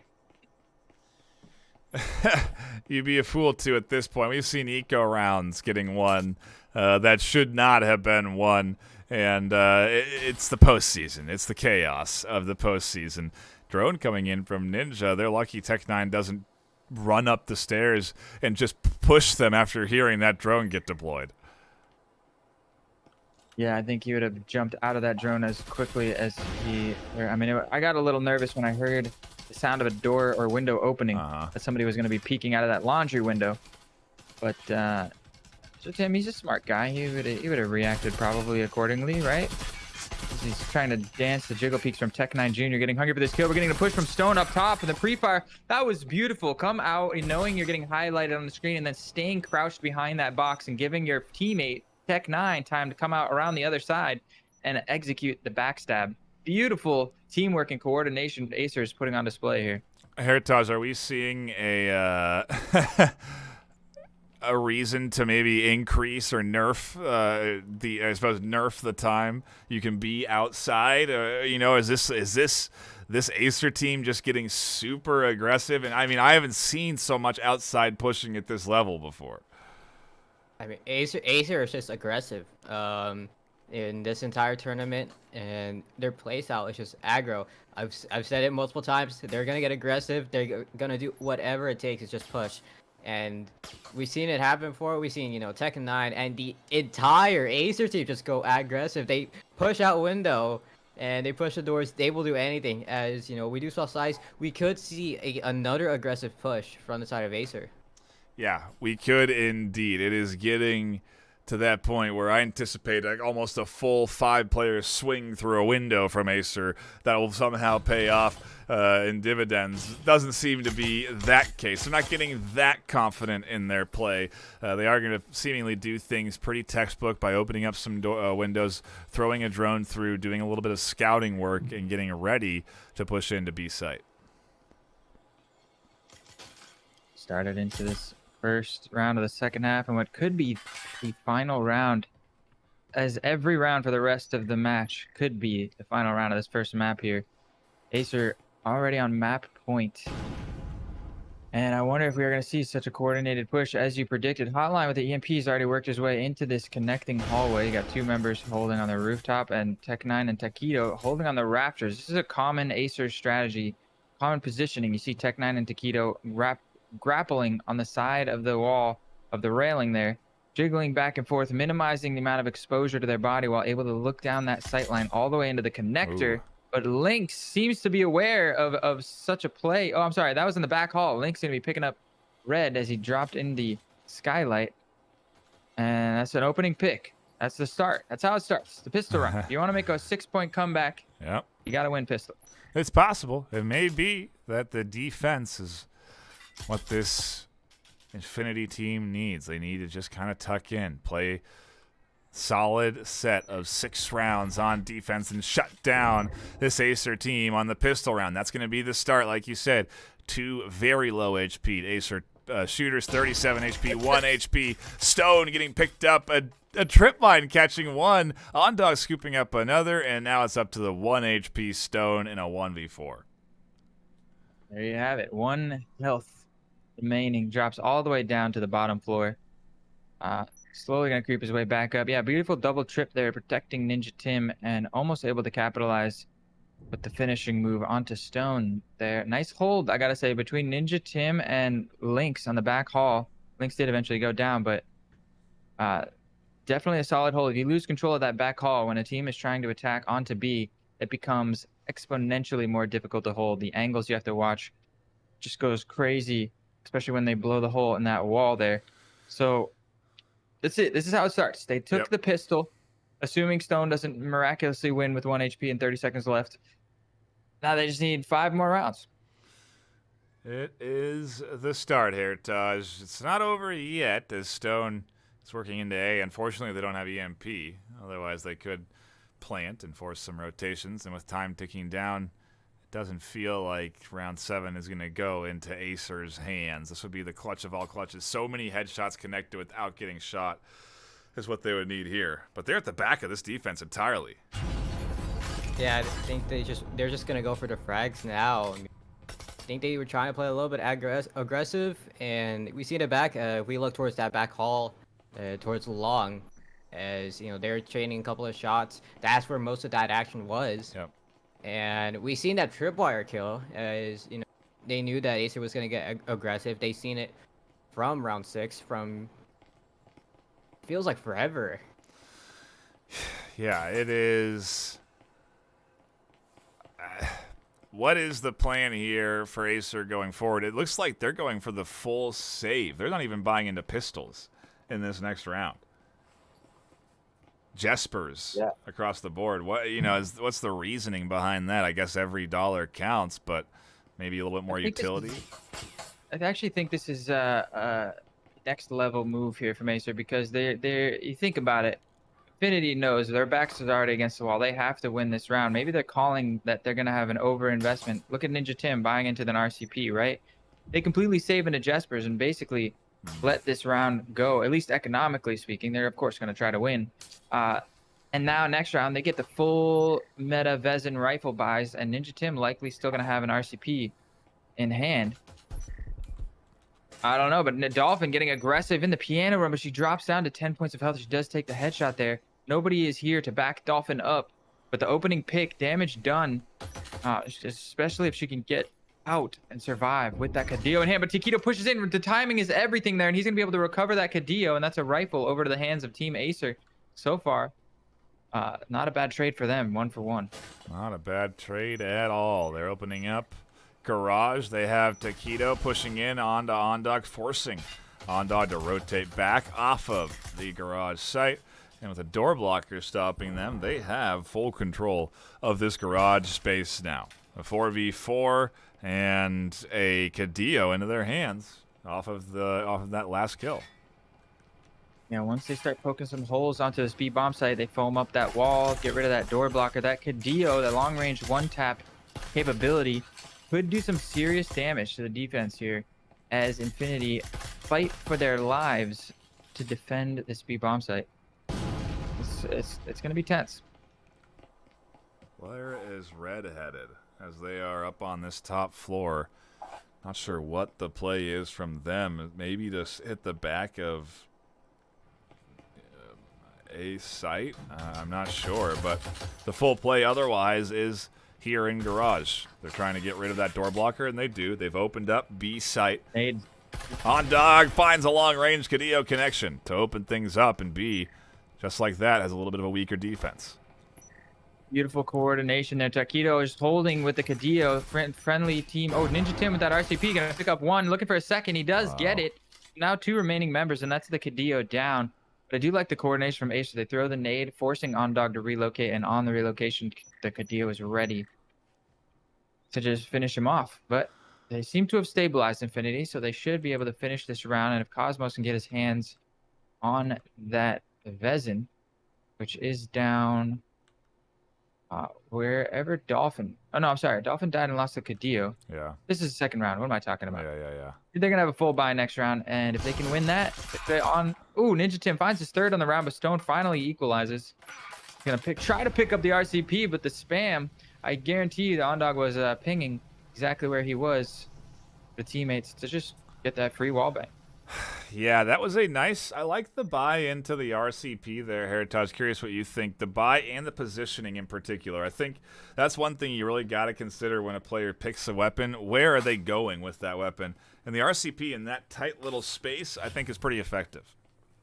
Yeah, SMGs are mostly preferred to be a lot more close range, which is why most of the time during ecos, if someone's going to play tucked in towards a corner in a really tight spot, they're going to go RCP because they know that they're going to be running into a couple of players that are going to be really, really close. And the fire rate on SMGs compared to rifles, and particularly pistols, because that's what Acer were technically on, and they were just able to utilize it as, compared to the Cadillo, where it's a lot more long range, and it's kind of like a makeshift sniper. Are we seeing the reverse sweep here, Phil? It looks like we're on the cusp of a 6-6 at this rate, with Infinity regaining some steam off of those 2 rounds to get through the buys and the extra investment. We're now here, full buys, dead even both sides. Is it going to be enough for the likes of Infinity? I am a believer that Infinity definitely has what it takes to make this happen. I'm not going to say that they've gotten their footing just yet, gotten their feet underneath them, so to speak, not fully warmed up. So I don't know if I'm going to call it for 6-6 just yet. Acer do have their first full buy here, but this is how it starts. The engine, is starting to turn for them. So I'm sure by the middle of round map 2 at the latest, they'll get things started. Hopefully, it's enough of momentum for them to get the 6-6 rolling. They can tie the first map. If you're an Infinity fan, that's exactly what you're looking to see. But it's going to be a quick attack onto the the B bomb site, as 3 members of Acer are charging their way in. But Ninja Tim from the globe trying to get a little too aggressive there off of the first pick. Dolphin trying to fight from that connector. Going to be tossing a grenade out there. That's going to do a little bit of damage towards Taquito. We're in a 4v4 situation, and OnDog on the bottom floor. Going to be looking for a flank up the stairs, but nobody's in this back hall pressuring on Lynx. It's all on the B bomb site. Dolphins Maybe here. shifting over to A here. Yeah, Hotline with 2 big picks over to the A bomb site. Stone is here with the EMP. They're just going to take out that static field emitter. The plant's going to go down, and now it's really rough 2v4, and OnDog chose the flank on the wrong side of the map. Love to see the rotation coming through as Red finds OnDog on that rotation. Lynx is alone in a 1v5 or 4, and they will not win that 1v4. It will be Acer locking in map number 1 and getting closer to the NA finals, to advancing on and being crowned that preseason champion. Not something Infinity want. And we saw them fight for it there at the last couple of rounds, Heritage. Do you think Skyscraper or Factory are going to make a big enough difference? I mean, for the performance of Acer, they've steamrolled it. They didn't let Infinity get 4 rounds, and it depends on what side they start off. I think Acer are going to start maybe defense first. It depends on the map, but it's all going to be... But Infinity, they need to change their playstyle, because from what it looks like, they're just anchoring, they're relying on playing picks, even though we look at last round where they just had only one anchor off a site, and Acer was very quick. They rushed site, and it worked really well for them. Yeah, it's what more does, I guess, Infinity need to do to try and get back into this, Phil? That's the real question. Is it just the side, or, maybe they're warmed up? We saw them starting to wake up and find some rounds. Was the reset maybe what they needed to get those pistol rounds? What are they going to be able to come in to this next map a little bit more focused, do you think? Yeah, I think it's all just the mental game. We're going to be coming into Factory. I know a lot of these team players have been around long enough time to have plenty of experience coming into Factory, and I think they'll feel right at home. They're just going to settle in. It's like you come into a new environment, or even an environment where you're comfortable. You talk about pro players in any environment, and it takes, even though you do it all day, every day, it takes a little bit of time, especially in a high competitive match with a bunch of people watching, to settle in and get comfortable. And I think that's what we're waiting for from them. And once they do, and that momentum shifts and they kick it into another gear, then it's going to be a little bit unsettling on the side of Acer. It's going to be a mental test for them. I think, we're seeing a side swap here. Infinity are going to be starting on the attack again. Yep. If you can get the attack rolling, we've seen so far it's been a defensive score of domination. Both, like, Acer basically won that on defense, going up 6-0. Yep.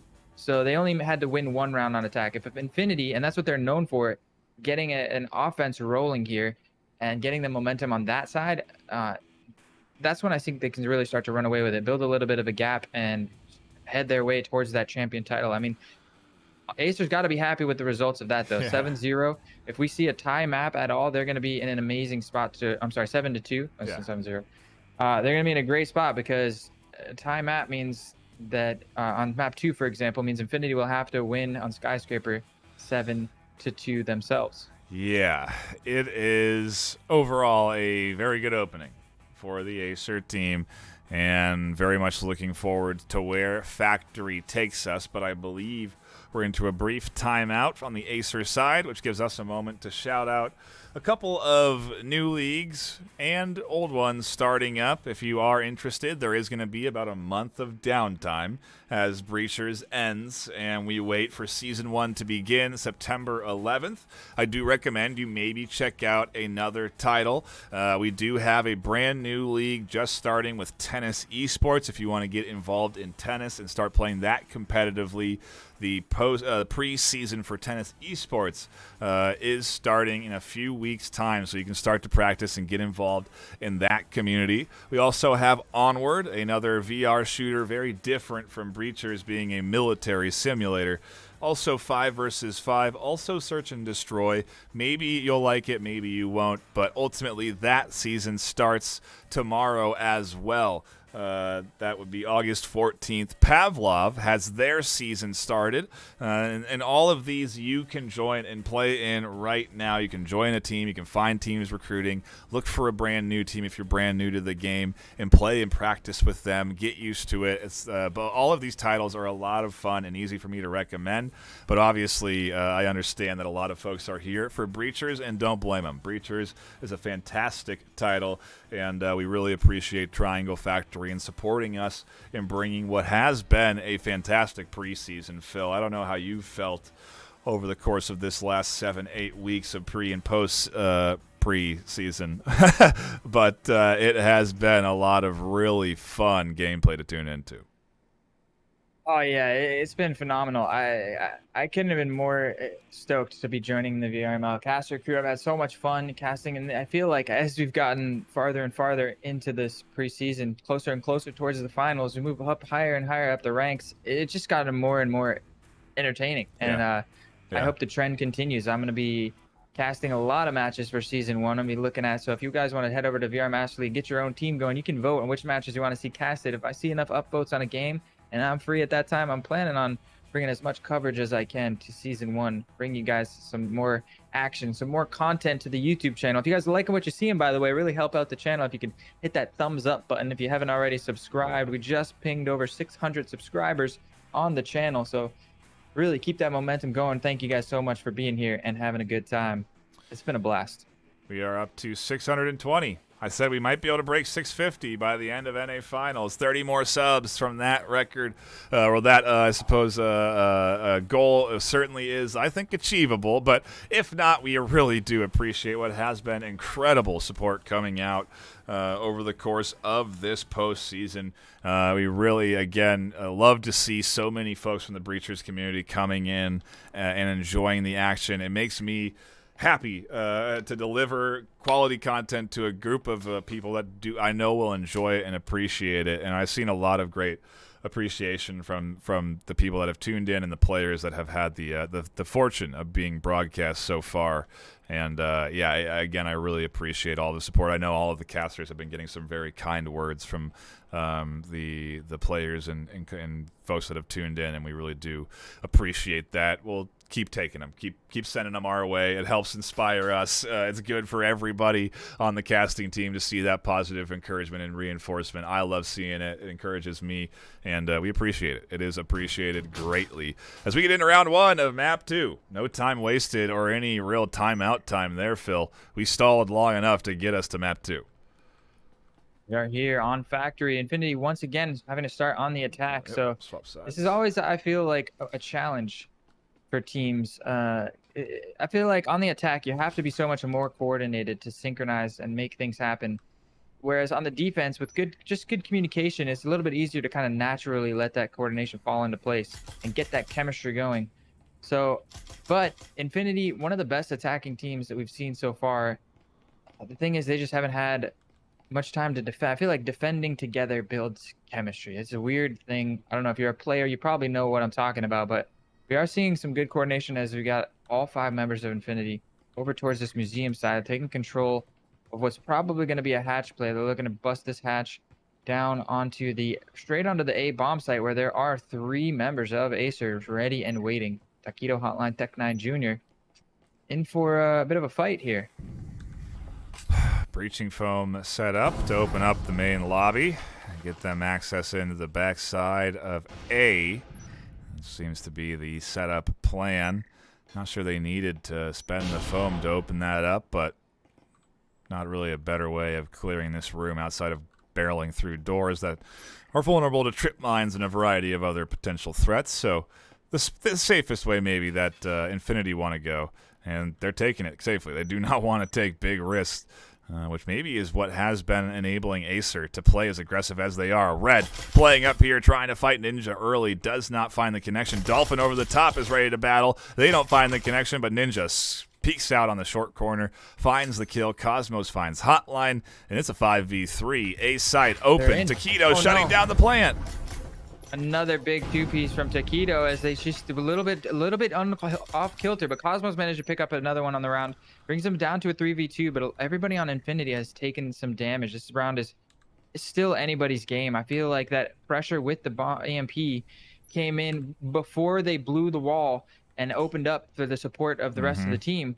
But Ninja Tim's got that smoke grenade in hand, taking a little bit of damage to get it in there, but he does get it in there. EMP is stuck on the wall there. Once you place it on the wall, you can't remove it. That's going to be where the plant is going to come in, if it's going to come in at all. Nice backup from Stone there. Taquito swings the corner, catches that kill, and Dolphin is alone in a 1v2 outside the window, just where Taquito peeks. They almost catch the 1-2-3 headshot, make it 3 he there. He did get the plant, but it's not for her. She has to push. She's going to stick it. Oh, no, he got it.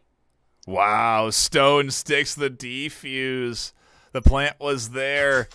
Dolphin's going to fight. Stone drops back, avoiding the kill. They'll find one of their own. And oh, that hurts. That stings. That's round 1 firmly into the hands of Acer. They had A. I'm gonna say this. Infinity had A. If that wall there towards orange side was opened up just a little bit earlier, because from what it looks like, when they got that EMP plant, Stone was just gonna rush, and was able to get 2 free picks of it, and the EMP was planted immediately there. And even though they were to get that EMP plant, they already lost a couple of members. They weren't there for refrags, and as you said, the plant wasn't there for Dolphin, and she wasn't able to capitalize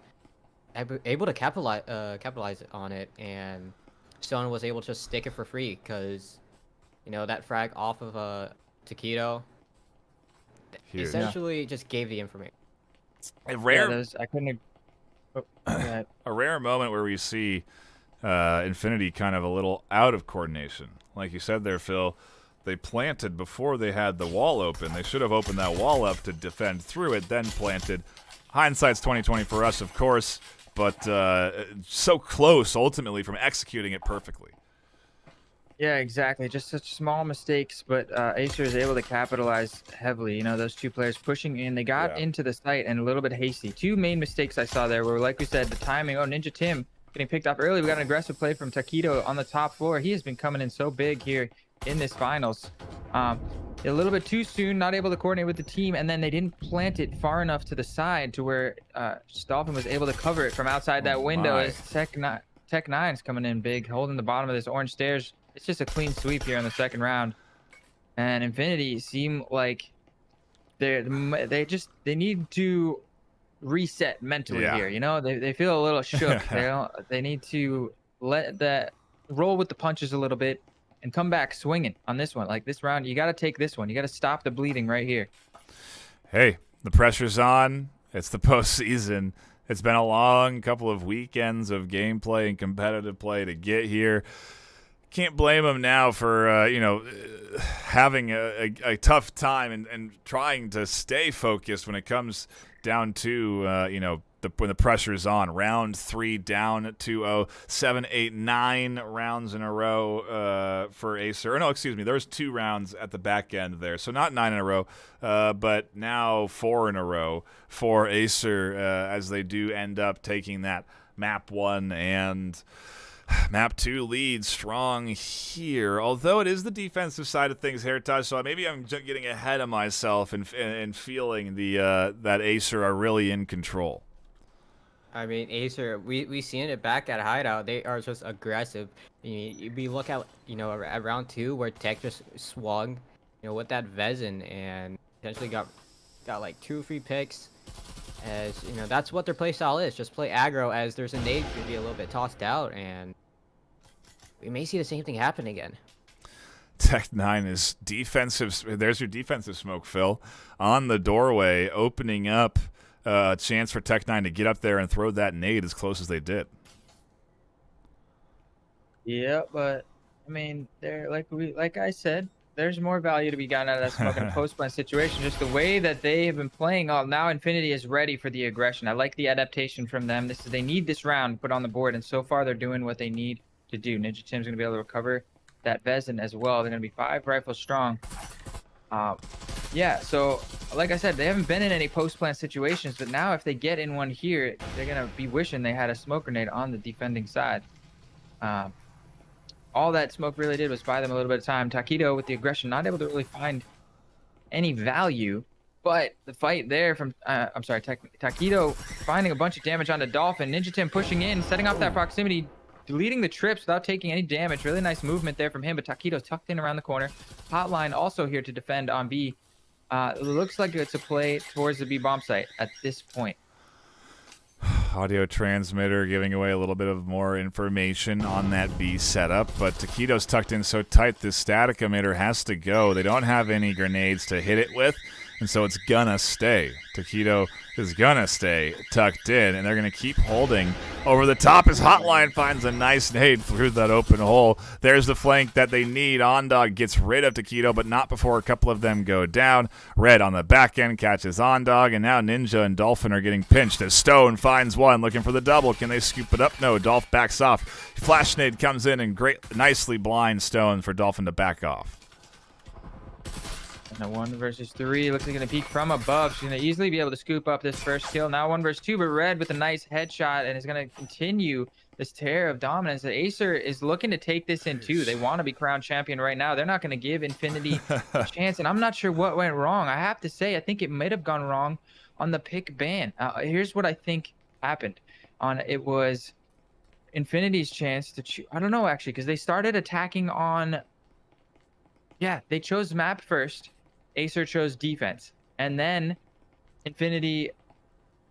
I'm sorry. Acer must have just chosen defense first, knowing that Infinity was gonna. I don't know what happened. They started on offense twice in a row, and it seems to be biting them. A little bit confused, are we? It's been a long day, okay? But the point is, the starting on attack is what's getting them, right?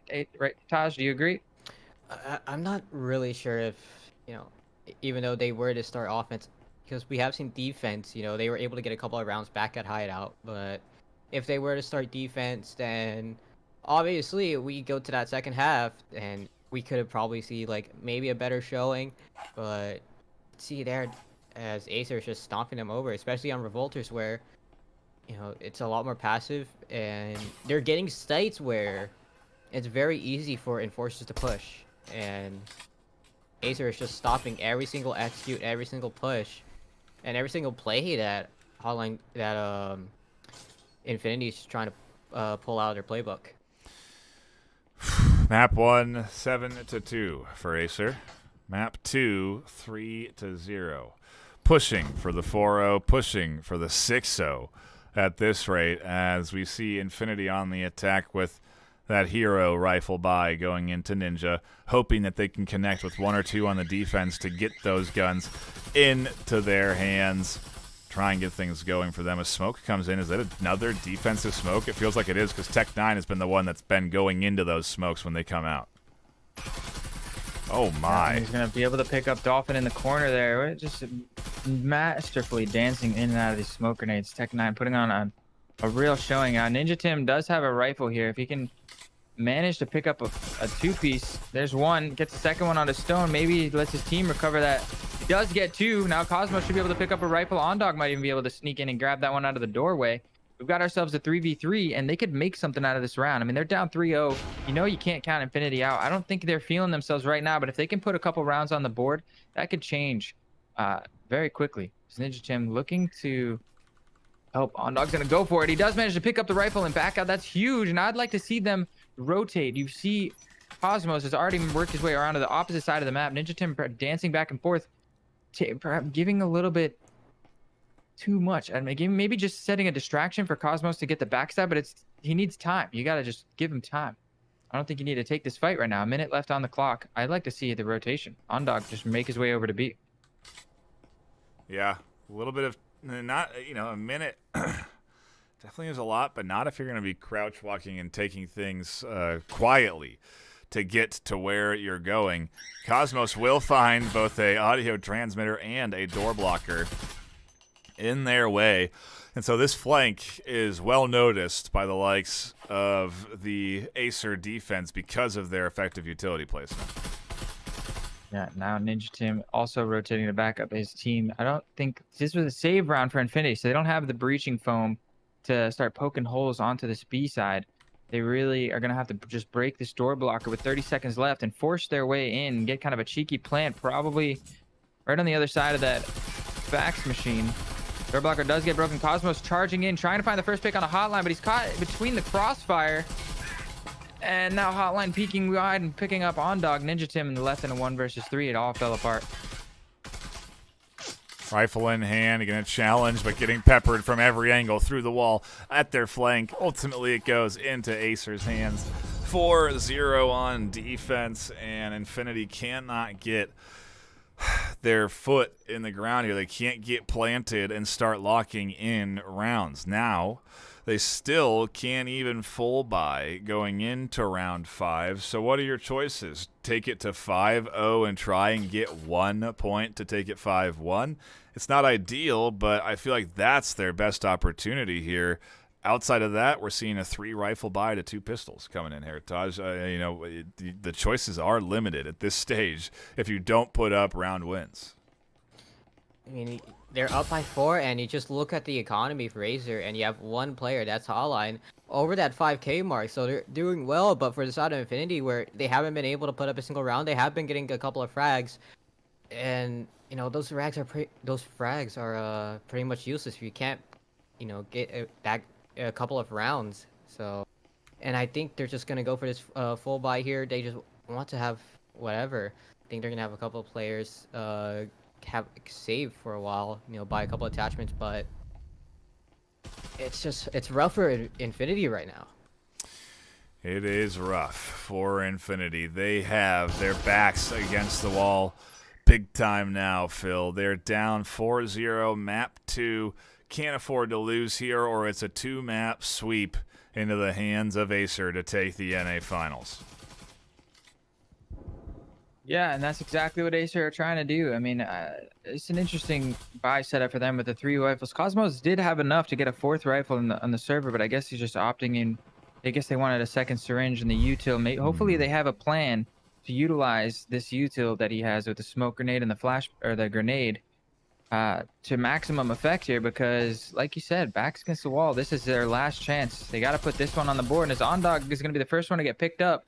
And that's a big pick for Acer because Ondog, one of the 3 rifles. They bought into this. A nice headshot onto Tech9 as he pushes once again through the smoke. Finally, Infinity adjusting to the Tech9 push through smoke strats that Acer have just been abusing over and over.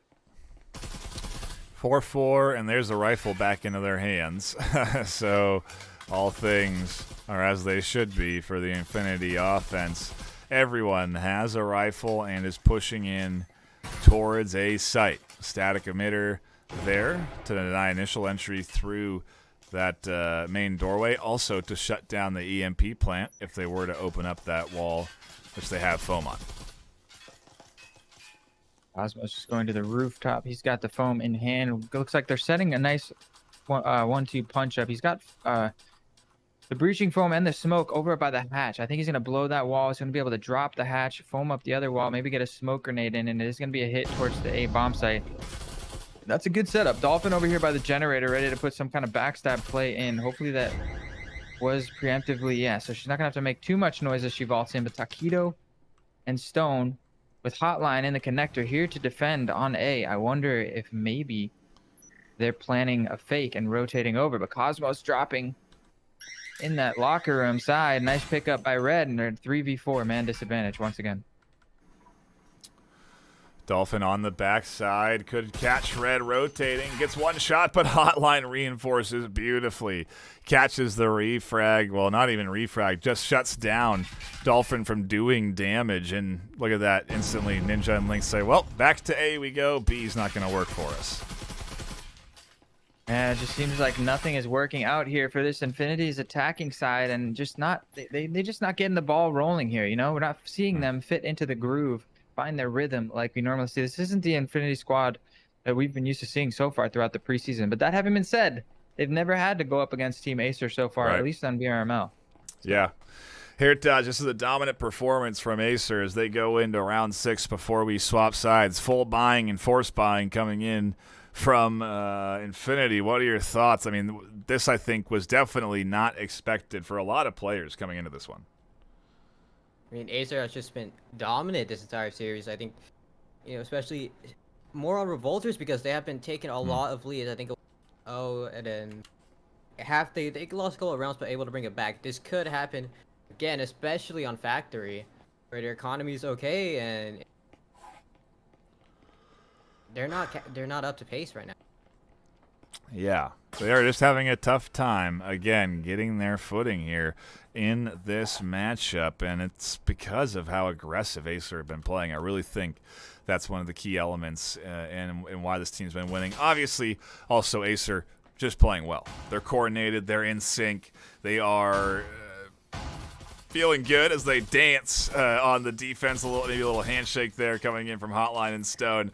As they are, like I said, feeling good, confident in their 5-0 lead, and ready to take this series with map 2 7-0 if Infinity don't do something about it here on this attack set. Yeah, well, it's good to see them having a good time, at least in the server. Lynx with a nice little push up with the RCP. He'll be able to get his hands on that Vezin and back up and the RCP off maybe to one of his teammates. This is looking tough, but you never want to count Team Infinity out. They're a top tier team for sure. They're always able, they can stabilize and get the ball rolling. You never know.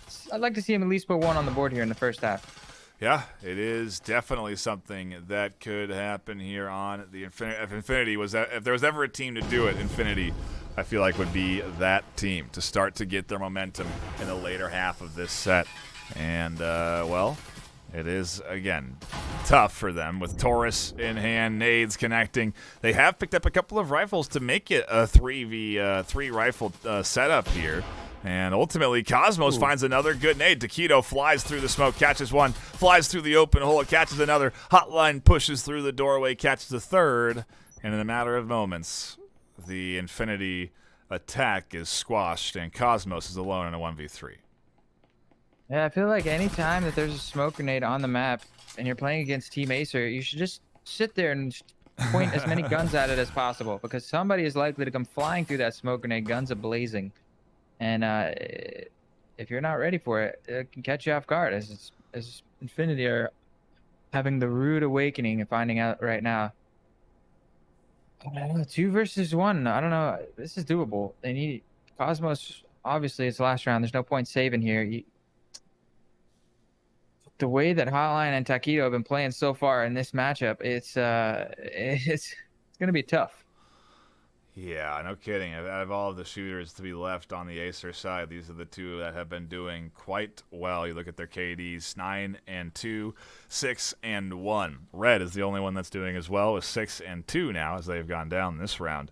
But Taquito and Hotline have been performing here so far on the factory map as Cosmos gets You rigged. gotta wait, silly. The active camo is time. It takes time to charge. You gotta hold it in your hand for like 5 seconds, and then you can use it. You just threw it on the ground thinking it was broken. Online is gonna be able to shut that one down with a nice shot around the box, and that's a 6-0 sweep. Yeah, I think just I you thought can Cosmos tell from wanted the limb, because that limb the arm was sticking out for a while, and maybe a little bit of blind eye was more focused on the sight, but I think it's just the pure coordination coming in from the side of Acer. If we look back where Taquito got the 2-piece, able to get the 2 outside of storage and able to back up, and knowing that Dolphin was going to be more focused on him, Red was able to push through and get that pick without having to lose a couple of lives. There's a lot of footage to look at, you know? Infinity is a team that has had a lot of games recorded, and it feels almost like Acer have found some nice ways to counter them with these smoke plays coming in, this aggression coming through. It's interesting, but I do kind of wonder if maybe it's just Acer playing as Acer does, or they did a little extra homework coming into this series, because they are really doing a good job of going up against Infinity, a team that has been playing very well over the course of this preseason. Yeah, I definitely don't want to take anything away from Acer, but from what I'm seeing with the frustration there from Cosmos dealing with the steps, we get a good opening pick here in the final round, or I'm sorry, the pistol round. I just think that Infinity is frustrated and their mentality is a little bit shook, and I think that's a huge factor here. I'm sorry, Acer now up 5-1. Backs against the wall. I think it starts with the player. You got to believe you can win before you can win in a high stakes match like this, and I don't think Infinity believe right now. I think you're delirious, Phil. You've cast too much. It's 6-0. Okay, not 5-1. You've been live too long. As Dolphin finds the head and shuts down Tech9, they're going to look for Hotline next, but can't connect as they're getting pressured from the hatch. There's a nice nade from Lynx to scoop up the potential plan as Red finds another kill over the top. And it's Lynx and Ondog trying to shut down the EMP plant, trying to prevent this last round from going into the hands of Acer. But the plant's down, and it's now retake time for Ondog and Lynx. Dog with this Taurus is in a good spot to find Taquito here, but is Taquito going to check? The gun does not poke, but it's Stone is on the other side of the wall, and Lynx finds Red as well. So it's all down to Stone now, 1 versus 2, but it's a post-plant situation. I think they're aware that he's defending from outside that window, but we're going to have to at least see a tap in at some point. The sooner you tap, the sooner you force his hand. I like the quick drop on the rappel from Stone as he dashes down, trying to... Nope. Nice shots there from Ondog, trying to get a quick shot, and that's going to be Infinity, at least putting 1 round on the board here. That's how it starts, you know?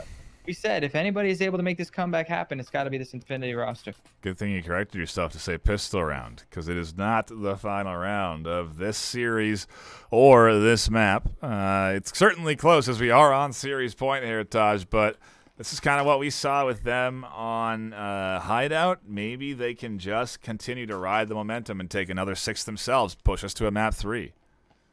Yeah, hopefully they don't make the same error as last time, and I feel like they should have a couple of more anchors on site, because from what it looks like, what Acer has been doing is able to take gunfights simply because there were a lot more roamers than there needs to be.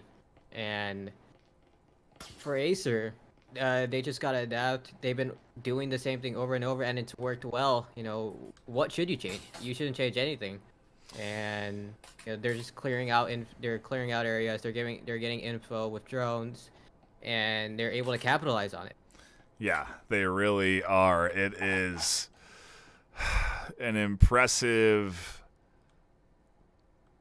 hold at the again your back's against the wall, but look at this, a big investment here, Phil. Infinity putting in on 3 rifles and a shotgun. They are not wasting any money here. Ondog finds a 1-2 with the Taurus. Stone finds Ondog to get things back in control, but a beautiful start on defense, really shutting down Acer on their eco round. That's a beautiful start. Ondog, the only one that didn't upgrade his weapon, bringing that Taurus from the last round, finding a nice 1-2 punch, and all he gives up is that Taurus as well. So a good round. I mean, this is Infinity's backs against the wall. I don't mind the gamble investment here, because you really got to start something big, and then what to do that than to start something with a big buy here, buying into 3 rifles and a shotgun. Let's see if they can seal the deal, or if Acer are going to pull some magic. Try and close it into Dolphin. There she is, trying to find a little bit of a stride. Dashes back in and out of that door blocker. Is going to pick up another 2-piece. And then Cosmos with the shotgun, finishing things off. And that's 2 rounds on the board for Team Infinity. But now they're going to have to go up against a fully equipped Acer in the first gun round. Saw in chat here, Tosh, someone saying, my guess is that Acer is going to give them 2. And here Infinity has gotten those first 2. But to Phil's point, it's now the full buy. Do you think Infinity has it in them to push us all the way through to a 6-6? Or is it going to be Acer crowned as champions after this round? I mean, 4 rounds in a row, just to tie map 2 and face Skyscraper. That's rough. It's rough to do, because you already have that. You were down by 6. And to take 6 back in a row, that's just against a team like Acer, or they are just strong in general. It's just like, it's nearly impossible to do. You gotta, like, I don't know, when pigs fly is when they come back. But it's gonna be a really rough hill to go. Yeah. No kidding. It's going to be an icy uphill battle for the Infinity team. But maybe they've got their ice climbing shoes on, and they're down to tackle this battle in front of them. Either way, round 9 opens up, and Acer don't just barrel in.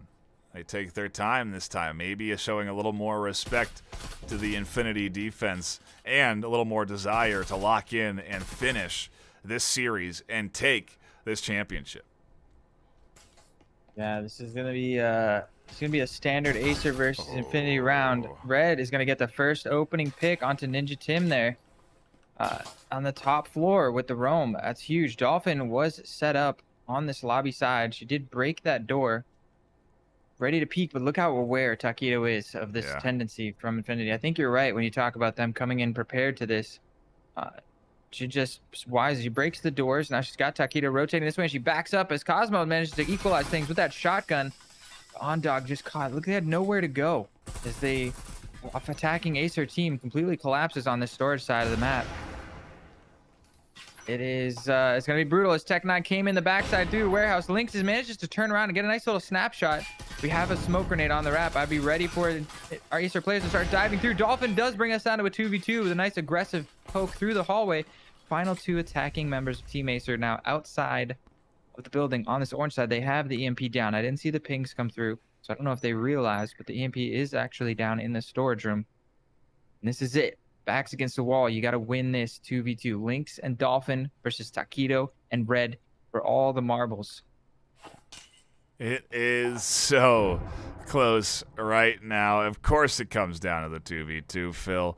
Feels like all of these big moments have been so close. This round is a big moment because of the full buy, and this is basically 2 rounds into the pocket of Infinity if they hold this. Yeah, going up 3-6, picking up 4-6, and then you're basically one more really strong buy versus buy round away from making the 6-round comeback happen. I don't want to jinx it or anything, but they're on the precipice. But it all comes down to this. This is tough. Like I said, Taquito and Red, I mean, everybody in this match are so good with a gun, with a rifle. And look at how stacked on top of each other they are. They get the EMP planted. That puts the ball in Acer's court. Now that puts Infinity stuck on the retake. And Lynx is going to be the first one to go down. It's all going to come down on the shoulders of Dolphin. She got the mustard. She finds the first headshot. Still 71 points. She got the syringe in hand as well. Pumps the reload in, maybe faking the rotate around. She's gonna find the headshot to Red, and Infinity survive another round. Beautiful. I think I'm starting to believe. I think that maybe Infinity is starting to believe. They've managed to stop the bleeding. 3-6. Like I said, it essentially gets them 4-6, unless an eco round comes through here, Heritage, which I'm not writing off just yet. But it looks like Infinity are trying to mount a comeback in map 2. I really hope that 1v2 clutch helped the momentum from Infinity. Yeah. You know, it looked impossible for them. And then Dolphin, Huge. she was just able to isolate the picks, get those 1v1s, and clutch the round. As for the side of Acer, they're going to be forced on guns like, you know, Spectrals, and, you know, not a lot of utility to work with. Maybe they go RCP, they could potentially close that out, but they're just going to go for the Eagle, so they could potentially let them go to round 4. It is so much good gameplay here, Phil, but you know, out of anyone, that it is a lot of gameplay. To keep focused is hard, and I gotta wonder if Infinity can stay focused through all of this adversity, all of the hype, all the ups and downs. It is not easy. I mean, my heart rate has been going up and down here watching these games. Yeah, endurance is a key factor, you know, and I think it's part of the training regimen of these teams. They play long hours. They get back to back to back, sometimes triple header scrimmages against high-level teams to be ready for just this, because it feels like in these high-pressure match situations, I mean, we're only halfway through the second map for them, but I'm sure for them it feels like it's been at least a double header already. And if we go to a map 3, you know, it's a lot. I feel like time slows down, and every round feels like 2 or 3 rounds. Some of these, depending on how they drag on. But Team Acer, on a save round, that means Infinity, they just need to hold strong, not give up any weapons. They take this one, and they're looking at a 4-6 scoreline. It's getting pretty close. The tension is palpable. I'm starting to believe it. I hope the fans at home are starting to believe it. We got ourselves a little bit of a ball game. It was looking like an Acer clean sweep, and now, whew, the fire is starting. The engine is turned over. It's starting to roll. That gas is starting to burn. Ninja Tim's trip mine is going to get the first pick onto Taquito. And yeah, Dolphin on dog here to defend. And it looks like it's going to be a crunch on the A bomb site. That seems to be the idea. Breaching foam is down on A. It's just pistols versus rifles, though. So the raw fight's likely to go the way of the Infinity squad. Ninja Tim takes out Red. Hotline getting chunked down by that immolation nade, and one tapped in the chest by Ondog with the shotgun.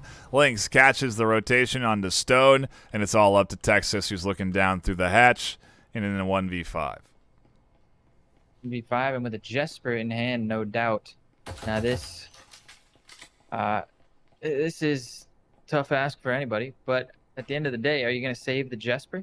I mean, might as well kind of go for something. I mean, your best case scenario here, you get a kill, you snag a gun at least, you survive with that. I mean, you're starting to see a little bit of momentum, not just on the scoreboard, obviously, but Infinity, you're going to have some money in the pockets. Wisely only upgrading Ondog to the shotgun this round. It paid off. It's a great anti-eco weapon, you know, and it's not as expensive as a rifle. They're starting to do what they need to do, and I think they're starting to finally feel a little bit of their rhythm and momentum as Tech9's position gets spotted out. Ondog jiggling with that shotgun in hand, hungry for this last kill. He's going to go for it. Oh, Dolphin nicely covering on the backside. Will catch. Tech9 trying to peek out. And, yeah, it's almost like kind of seeing, you know, like the unbleedable opponent bleed. You know, like there's blood in the water at this point with Infinity. They've seen that they can win. They've felt that they can win. They know that they can battle against a fully equipped Dacer and win. It's not easy, but it's possible, Heritage. Maybe they can do it 2 more rounds in a row to take us to a map 3. Yeah, and I do want to point out, if they do win this, they technically could tie it, as Acer is under that 1K mark, so they won't have proper guns to head into round Ooh. 12. And Infinity, you know, they're starting to realize they're going to be able to adapt. They're starting to find the mistakes of Acer and able to capitalize on it. But Acer, hopefully they could, if they do want to close this out, they're going to have to start adapting on their own again. They're going to have to go back to basically the drawing board and, you know, spot a couple of weaknesses off of Infinity.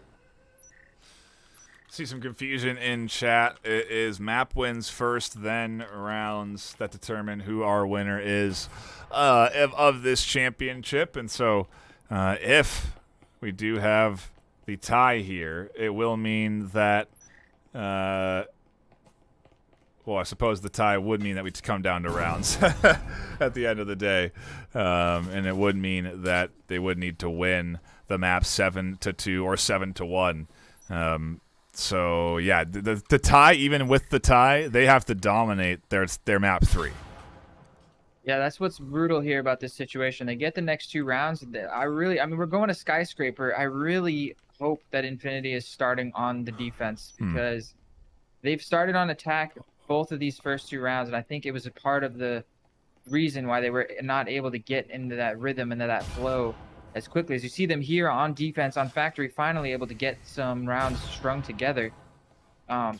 If they start on the defense and they can get something crazy like a 6-0 or even a 5-1, and then it is going to all come down to one pistol round, and they'll have a serious chance to bring us to that. Like, I've been predicting the best of 5. I really want to see it, but it's got to come down to this round first. A fully bought up Acer. They've got all the util, they've got all the guns. It's going to be a first test. This is Acer committing in, and like we've said, like Heritage said, full buying into the attack here, as Tech9 finds Ondag, Lynx finds Red, and it's a 4v4. Suppressive fire coming through, static emitter preventing Taquito from putting the breaching foam down initially, but they get rid of it, and now the setup around a site starts to come through. Headshot onto Dolphin through the wall. A little bit of a scary situation there, but she's got the syringe in hand. And if they foam up this wall, which they have foam on the wall, Dolphin is just tucked right in around that corner. It's gonna be a fight for the A bomb site, but it looks like this might all just be smoke and mirrors, as all 4 members of the attack are quickly shifting over to the B bomb site. Lynx and on Cosmos are here to defend. Lynx on that headshot glitch, getting caught in the open though, as Hotline finds the timing. I'm not sure what he was doing dropping off of that ledge. He should have felt the pressure coming in. A nice nade. He's going to find a little bit of chip damage on a Hotline. Dolphin picks up Taquito in the back line. We got a 3 versus 3. Ninja Tim rotates over. I don't think they realize Hotline has worked his way in. Look at the positioning with the active camo. He could do a lot of damage from here. Tech9 also picks up Dolphin on the backside. It's just all down to Ninja Tim and Cosmos. They have to make this happen. Are they going for kills right now? The EMP does get picked up by Tech9. They should be rotating it over to B site, getting the plant down, and then forcing the defuse from the remaining defenders. Ninja Tim and Cosmos, full HP, but this plant's coming down on B site. Ninja Tim is just looking through the spammable wall. That Hotline on the other side. Tech9 makes it into the con. We get a double kill. Oh, and he knows where Hotline is. Oh! Just like that. Infinity are still alive. Going into the final round, Acer are not going to have the money that they need to get a full strong buy going, like you pointed out, Heritage. So this is very, very doable now. We got ourselves a match. This one's not over. This is a nail biter. This is a little nail biter. And Acer, they won't have the economy to head it around. Wow, that hurts. They take it down. They have the advantage. They get a clean EMP plant, but the perfectly timed pinch from defense there, Heritage. They're looking to take this 6-6 in map 2. They want to go to Skyscraper. Hopefully, Infinity start defense, because, you know, Skyscraper is heavily revolter sided. And, you know, if they want to extend this to best of 5, if they want to do a full sweep, then, you know, it's a question of, you know, can Infinity, you know, steal this right under Acer's toes? And, you know, from, you know, looking like the gods and, you know, quickly getting humbled. And, you know, it's that feeling of who has the better endurance and, you know, who has that better mentality. mindset becomes a big factor here. Full buys on the side of Infinity and 3 RCPs and 2 Vezins. Not the worst, but not the best for Acer. They're going to have to do some magic, make something happen here on their attack. They're a point away from being crowned NA champions. They've been a point away from being crowned the NA champions, and maybe at this point, their energy and momentum is starting to fumble a bit. Yeah, but it's not necessarily in the bag just yet. We see 3 RCPs and 2 rifles on the server. Team Acer, where are they actually coming in at? I gotta come on board with them. They're on the rooftop. I wonder if they have a kind of plan to throw at them with this last round, or if they're just they're foaming in the hatch from the rooftop onto the top floor. They're quad dropping in. It's gonna be a double hatch drop into the museum. They're hoping to catch Onda by himself, and with that shotgun in hand, they are gonna manage to get a kill. It's Dolphin here to the bench and finds the first pick, and they realize where it is. The rotations come in. Dolphin vaulting over that half wall, looking for the headshot onto Wretch. He's gonna find the kill. Stone now right around the corner. She manages to survive. It's a 4 versus 2, and the syringes are in place, but not before Hotline finds the headshot on the Dolphin. It's 2v3 now. Acer is still in this one. Look, they got a smoke grenade on the server. I bet you anything they're going to charge through that. No, look, Cosmos is adapting. He throws the fire grenade into the smoke. Smart It's play. a regular grenade. Anticipating the push through that smoke, ultimately shutting it down, denying its effectiveness, nullifying a piece of utility from the opponent. It's valuable, especially in a time like this when everything has value. And look at that. There's a Vezin on the ground. They can ditch the RCP, and we got 2 rifles to 3 rifles. Don't count them out. Minute 15 left on the clock. Hotline and Stone are, as long as they're alive on the server. Oh, Jiggle peeking. He spots Lynx behind the bomb site. Very wise for Lynx to reposition immediately after being spotted. Tucking in behind the wall, setting up crossfire. Because Hotline came out pre-firing exactly where Lynx's head was. That was an impressive set of mechanical skills. Hotline knows what he's doing here. And we might see it rotate them. 50 seconds left. I think they're trying to quickly shift. They're going to do this silently. It's going to have to be quick. And Ninja Tim here to defend the war room side. Is he going to be looking in the right direction? He's got a door blocker there.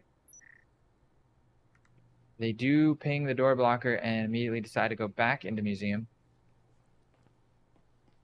It always surprises me. I think if there's a door blocker and you have to rotate back, you should at least break the door blocker first, but it's going to be time to go. 25 seconds left on the clock. Lynx finds the first kill. It's all down to Hotline in a 1 versus 3. He wants to close this out right here. Finds the first one on to Cosmos. 18 seconds left on the clock. Lynx and Ninja Tim need to just hold their ground, hold their nerve. Don't do anything too crazy like Lynx diving into the site. His position given away. 8 seconds left. Ninja Tim needs to just survive. And Lynx gonna shut it down. They tie it up 6-6. We're going to a third map, Nightfire. We are headed to a map 3. There's no winner in map 2. Factory is tied. And Infinity say that we were too early in our predictions. We were too early in assuming that it was going to be Acer in a 2-map set to win the NA finals. And what more did you expect? At this point, it has been crazy. EU postseason this week, crazy. This weekend, nuts. NA postseason this weekend, crazy, nuts. Subscribe to the channel so you can watch more action like this. Imagine what Season 1 postseason is going to be looking like. I'm already thinking about that after 12 to 15 weeks of gameplay. There's not going to be teams that you don't know, that don't have footage, that are brand new. It's only going to be the squads that have won consistently. And that should be a team like Acer. With how well they've been playing, I expect to see them at the top in Season 1. But Infinity battling it back here, Heritage. This is the NA Finals going the distance. We are going to a guaranteed map 3 from what looks like the impossible. They have done that. And now we go to Skyscraper, and that's what they are. Infinity are going to be starting as Revolters. You know, and for those that are unaware, for the system, is I believe Acer won 7-2 on Hideout. So if Infinity want to steal this entire thing, if they do not want to extend this series to a best of 5, they would have to win 7-0 or go 7-1. Yeah. This just in. Yeah. Infinity is starting on Revolters. so we know how heavily revolter-sided map this is. If there's any map inside that is going to allow them to get a 7-2 scoreline, starting defense on Skyscraper, I feel like is the best bet. They can get off to a big start, 5-1. I think they need at least 5-1. If they can get a 6-0, I mean, it's very likely, I feel. I mean, Acer is a great attacking squad as well. They've got some aggression. If Infinity can lock it down, they could even just close it right here. I don't want to say it's in the stars to have their first best of 5 be in the North America Grand Finals like I've been saying for the last 2 days straight. But it's possible. It's very possible here. It is also interesting in that the way this works is, again, if the Infinity team win map 2, let's say like Heritage was saying 7-2 or 7-3, then they will tie in overall points at 7-2, which is what that comes down to. If they win Skyscraper 7-3, so if Acer score 3 points in Skyscraper, then Acer wins, because it is impossible for Infinity to score enough points to be ahead of Acer. Regardless of if they go 7-3, 4, 5, 6 in this final map and win it, it will come down to points because Acer won map 1 and tied map 2. So this is the math you got to do in your head. But at the end of the day, the easiest way to think about it, Phil, I can see your confused eyes over there, is that it is Acer just need 3 points to lock this in. According to my quadratic formula calculations here, you're right. You're absolutely right. That's the easiest way to say it, I think. Like, Infinity needs to hold them to 2 rounds max. If they hold them to 2, they win 7-2 here. Yeah. We go into a best of 5. If they can win 7-1 or better, 7-0, for example, they're champions just like that. And you're going to have to hit that star button and get ready to crown North America champions for Season 1. We could see it. It's likely that this could very well be the last map of the entire preseason. As Ondog gets the first opening pick for Infinity, starting things off with a bang. And his position given away on the top floor, but now they got to be worried as he backs up. They can't be fully comfortable attacking on the site, knowing that Ondog could backstab at any point. Launch over the corner, push down the stairs. There's so many threat points that they ultimately don't even end up worrying about. Ondog finds red on the flank. Tech9 through the window of the courtyard. That was an amazing angle to find. Yep, Ninja Tim with another pick, and we got a pick through the window. Ninja Tim snapshots. That's a 100-degree turn headshot, and it's a flawless round. Look at the start to this map. If this is not, what's the words I'm looking for? This is not a sign for what's to come in this map. I don't know what the universe is talking to us, Nightfire and Heritage. I'm so excited right now. I've never been. This is back. We're right back in it. It is perfect scenario, Heritage. It is. I mean, they got their first round win, and you have Ondog off of that flank, just immediately killing the EMP carrier, buying enough time, so they were more focused on both getting the EMP down, and they had to worry about the pressure from the story above. And hopefully, as I think we're seeing a little bit of a hero buy on the side of Eternity. They're out. They got third already. Infinity. As with Ninja Tim, so I think they're running a little bit of a half buy actually. I don't think they're not running anti-eco. I think they just want to be the hero vessel. I will say it's a little bit of a risky play, especially if he's gonna play site. As if you do have one Vezin, that should be your main anchor. If you roam, if you have one Vezin and you roam with that, then it's kind of a big risk. Yep, absolutely, it is. Oh man, a risk being taken, but if it puts them up 2-0, sets them up for that full buy round with a little bit of a 2-0 advantage and some economy in their pocket. It's going to be well worth it. A big risk, big reward postseason. I'm actually seeing a lot of votes coming into Infinity on who they think is going to take this series, which is surprising because, again, Phil, it needs to be 7-0 or 7-1 on Skyscraper here. Well, you're looking at the bets on the bot. That's actually who's going to win the map, which is, I think, a smart gamble because Acer don't need to win the map to win the series. So Acer can win the series, and everybody who's betting on Infinity will still should get their money's worth. Well, I think, yeah, I suppose. We'll see. I think if we have that champion, if Acer win map 3, we're crowning them. I'm hitting the star button, and that's the set. As far as I see it, no reason to play the rest of the map out because, again, it's the finals. There's nowhere else to go. It is either first or second here this afternoon. You either win or lose here on the skyscraper map, and Acer are coming in with a huge pistol round. It's just Cosmos with the rifle and Dolphin to defend on B site. Cosmos finds it. We're down to a 2v2. This is so tense. They really need to keep this momentum going. Luckily, Cosmos and Dolphin both have syringe in hand. They're going to be able to heal back up. Cosmos needs to stay alive. Door blocker there to protect him from behind. Here comes the break of the door blocker. Dolphin's going to be defending. He's going to reposition. Yeah, I think that's a wise move. This round got real hairy real quick while we were debating over the betting bot over there in the chat. And that's it. Cosmos has re-rotated onto the A bomb site, playing the nice little insurance policy. Well, we can see on our screen, Red and Tech9 Jr. both working their way into the server side room. EMP is down over here. I don't know if they've realized. They must not have. Otherwise, Cosmos would have never rotated so far.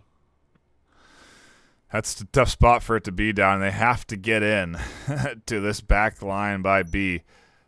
And I got to wonder what their plan is. Tech9 maybe opening up the door. You can see the ping there that maybe that's going to come through. The foam is down, and Red finds Dolph.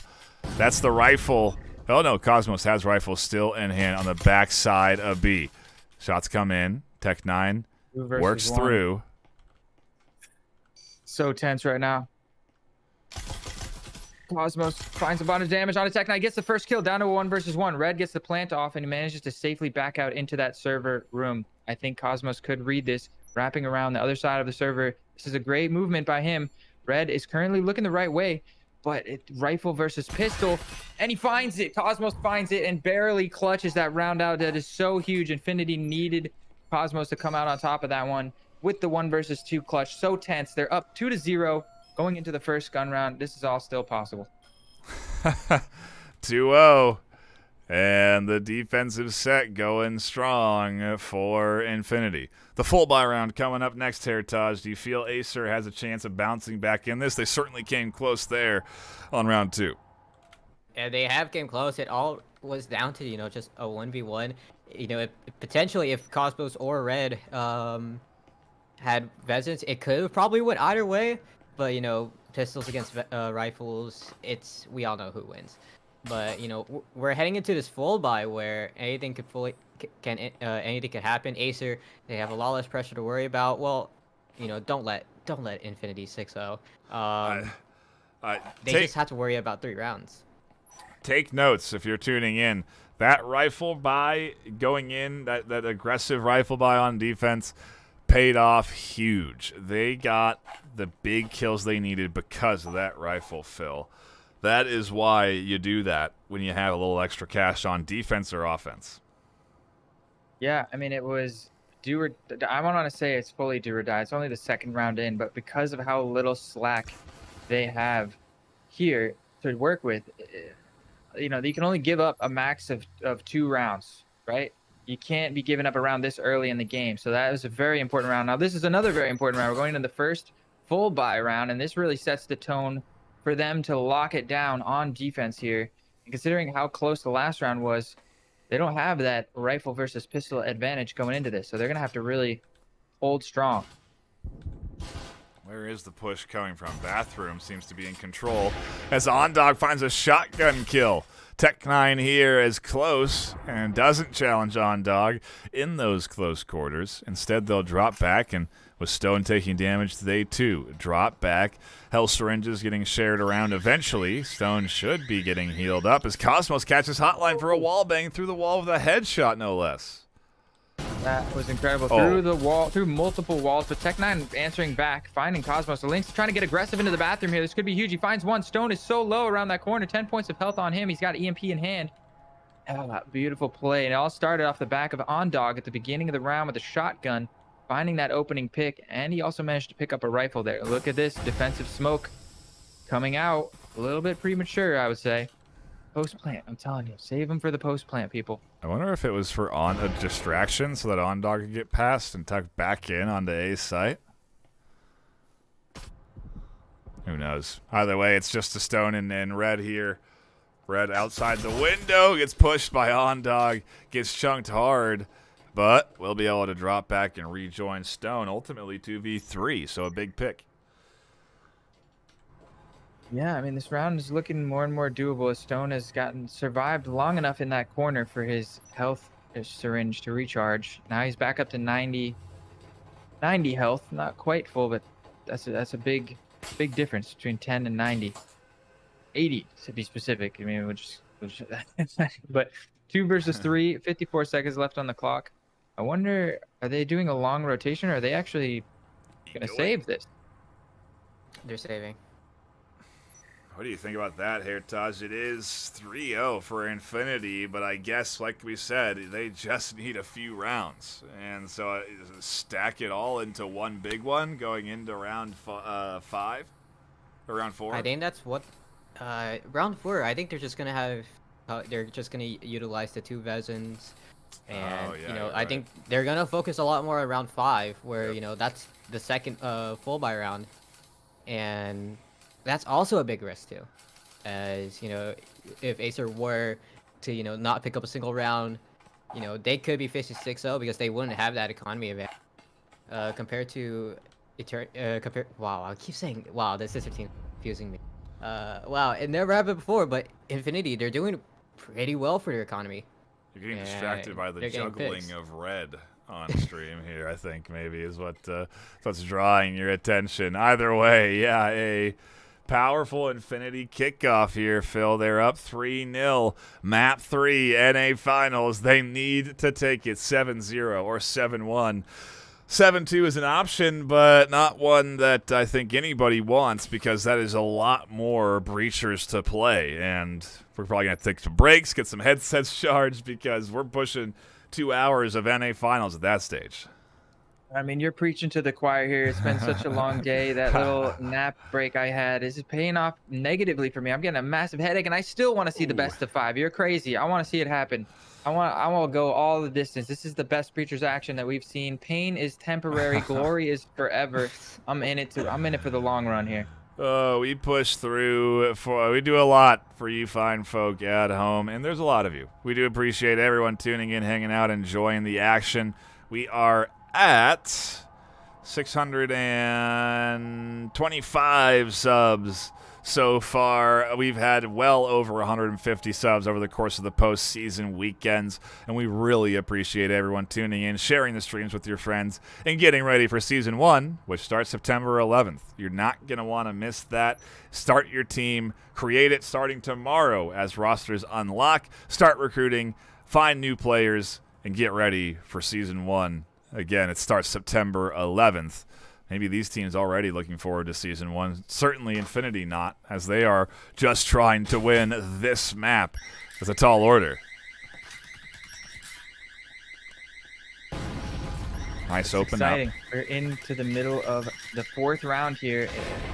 Again, you can't count Acer out. They don't have the weaponry. They got a couple of Vezins on board, those. I think... Oh, nice 2 opening picks, but still, the 2 Vezins on Stone and Red are still in hand, so this round is still a threat. The Infinity need to keep that in mind. There are weapons, and Red's going to find a first pick on a Cosmos there. It's a 2 versus 4, but like I said, with the rifles in the hands of these 2 players, they're so skilled with these things. It's I don't feel safe. I wanna say it's in the bag, but I just... Until it's actually in the bag, I'm not calling it. Yeah, Ondog here with a shotgun and nade combo ready to fly into this room on command. They have an eye on the doorway, but it is definitely a play that's going to be executed soon here. There's the nade from Ondog, but they don't follow it up with much more. They didn't get that deep enough. Maybe they didn't get as far as they wanted, as utility comes in from Hotline. And the A push starts to come through. Yeah, that flash, nice, forcing Dolphin to back up onto B with the rest of her team. And now Liquid might... I don't know what we're going to see for Rota is that EMP is getting planted on the A bomb site. They're going to have to do something. Red in the back. This post-plant situation is where things start to really get dangerous. You don't want to give them any map. Look at this post-plant situation. Defensive smoke comes out. Dolphin has been watching the stream. That's what I'm talking about. That is exactly what I'm talking. Look at the value they get off of that hotline, like red line in the back, just completely isolated away from the play and the post play. They're able to get a 3-versus-1 battle in the site. Ultimately, that 4v2 was so nicely executed by Infinity. They are on track, 4-0 going into the next gun round. I'm excited. I don't know what to say. I'm speechless. Let's get it. Acer Heritage has enough money to buy in fully to this round now. They did a little bit of economy management. They stacked their cards into this one. Do you think it's enough with all the momentum that the Infinity team have acquired at this stage? Yeah, just 4 rounds in a row. They are riding that momentum hard, and there is a little bit of hope for Acer because I would argue that I would say a little bit one of the easier sites to take if you're starting in Enforcers, green screen and sort and I would say storage. Because I think most of that push is going to be towards a lounge, and from what it looks like, Infinity they're not, because Ondog has just been lurking with that Canut. I will tell you, Canut meta, when that ship map comes out, and maybe we get a lot more plays with it. I still want to see more. I see Yucky Vezins, and RCBs. I want to see some Canut plays. I want to see more shotguns evolve with the NA meta, and that's what it is. There's no progress yet. Ondog may be pioneering that for you today by showing it off in the NA finals and doing well enough with it to be a threat. We look at the KDs, Ondog 5-2, Cosmos 5-2. The rest of the attacking team, Acer, on the Enforcers side, not so much. 4-3, 2-4, just not finding a lot of kills, and that is also a telltale sign that the Infinity team is well in control, both economically-wise, but also KD-wise. Yeah, and you see, I think this is a interesting setup. You got Tech Knight is already inside the map over towards A, but all 4 of his teammates are still stacked on the roof at the top over by B. Maybe we've got a little bit of a diversion setup. He's going to have to pop or maybe he's just going to walk across the static field emitter. I don't know what the plan is here. I think Acer's got they're digging into their bag of tricks for a little something. I don't know what the play is, but I'm excited to find out. Yeah, Lynx shuts down the roam, so that's not going to be an effective pinching element. And instead, it's going to be the full court press right up through green room. But Cosmos says no thank you, shuts things down. Hotline with a nade on the back end, keeps things honest. And Ondog comes barreling in, shotgun in hand through the smoke. Doesn't catch Stone, doesn't pop out, and gets back into objective to make it a 3v2 holding down B site. They couldn't. The tension is palpable. You could cut it with a knife. I don't know how Ondog manages to get all the way through without running into any adversity, but Red and Stone seem to have completely halted, and they're just slowly creeping his way. Stone crouching up and down, trying to find an opening pick here, and Infinity just not wanting to budge an inch. Red still has the EMP outside that window, so they have all the options, but with 50 seconds left on the clock, they're going to have to make a decision, because I don't think Infinity is going to overheat here and give him an overstep. The big round here as Ondog gets shut down, getting aggressive. Infinity trying to just lock things in, trying to push this up 5-0. But Acer are so close to denying that from happening and putting 1 of 2 of 3 rounds they need. Ninja goes down. Objectives open. Lynx is close. Flies the corner. Gets shut down by Stone. It's 1 point into Acer's pocket. And Infinity need to win every round from here on out. I think just Ondog overcommitted to using the shotgun there. There were so many rifles down inside. If he had just backed up and held the crossfire with his team, they would have been able to lock that one in. Yeah. And they could have anchored it. All they just had to do was anchor sight, and I think that overextend was basically that round. Ondog pushed out with the Canut, trying to maybe reduce it down to a 2v1 or a 3v1. Instead, unable to find a player. Red stare for that punish and able to make it fully even. And you don't want any type of similar stats. 2v2. You don't want a similar player count to a team like Acer where they have really good aim and game sets are just there. 4-1, good start. need 3 more rounds to lock this in. 5-1 will take us to the reset, and from there they need to win a pistol round or 2 to lock in map 2 and this series. Otherwise, there, like we said, is the potential for a best of 5 to unfold if they do take it 7-2. But all of that, bunch of what ifs. 3 points get secured by Acer. It's them taking the championship, locking in first place, and Infinity stuck with second in the preseason. I say stuck, but second's not bad. Both of these teams coming out with a decent little star on their record as preseason first and second champions.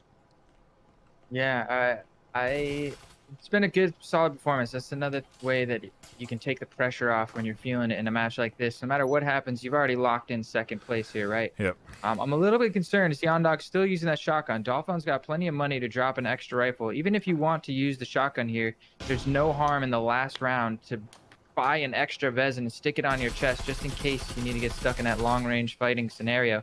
But he seems content. He's roaming with just a Knut in hand. Maybe not wanting to risk giving a Vezin to the other team. We, the spectators at home, can see they already all have Vezins, but... Uh-oh.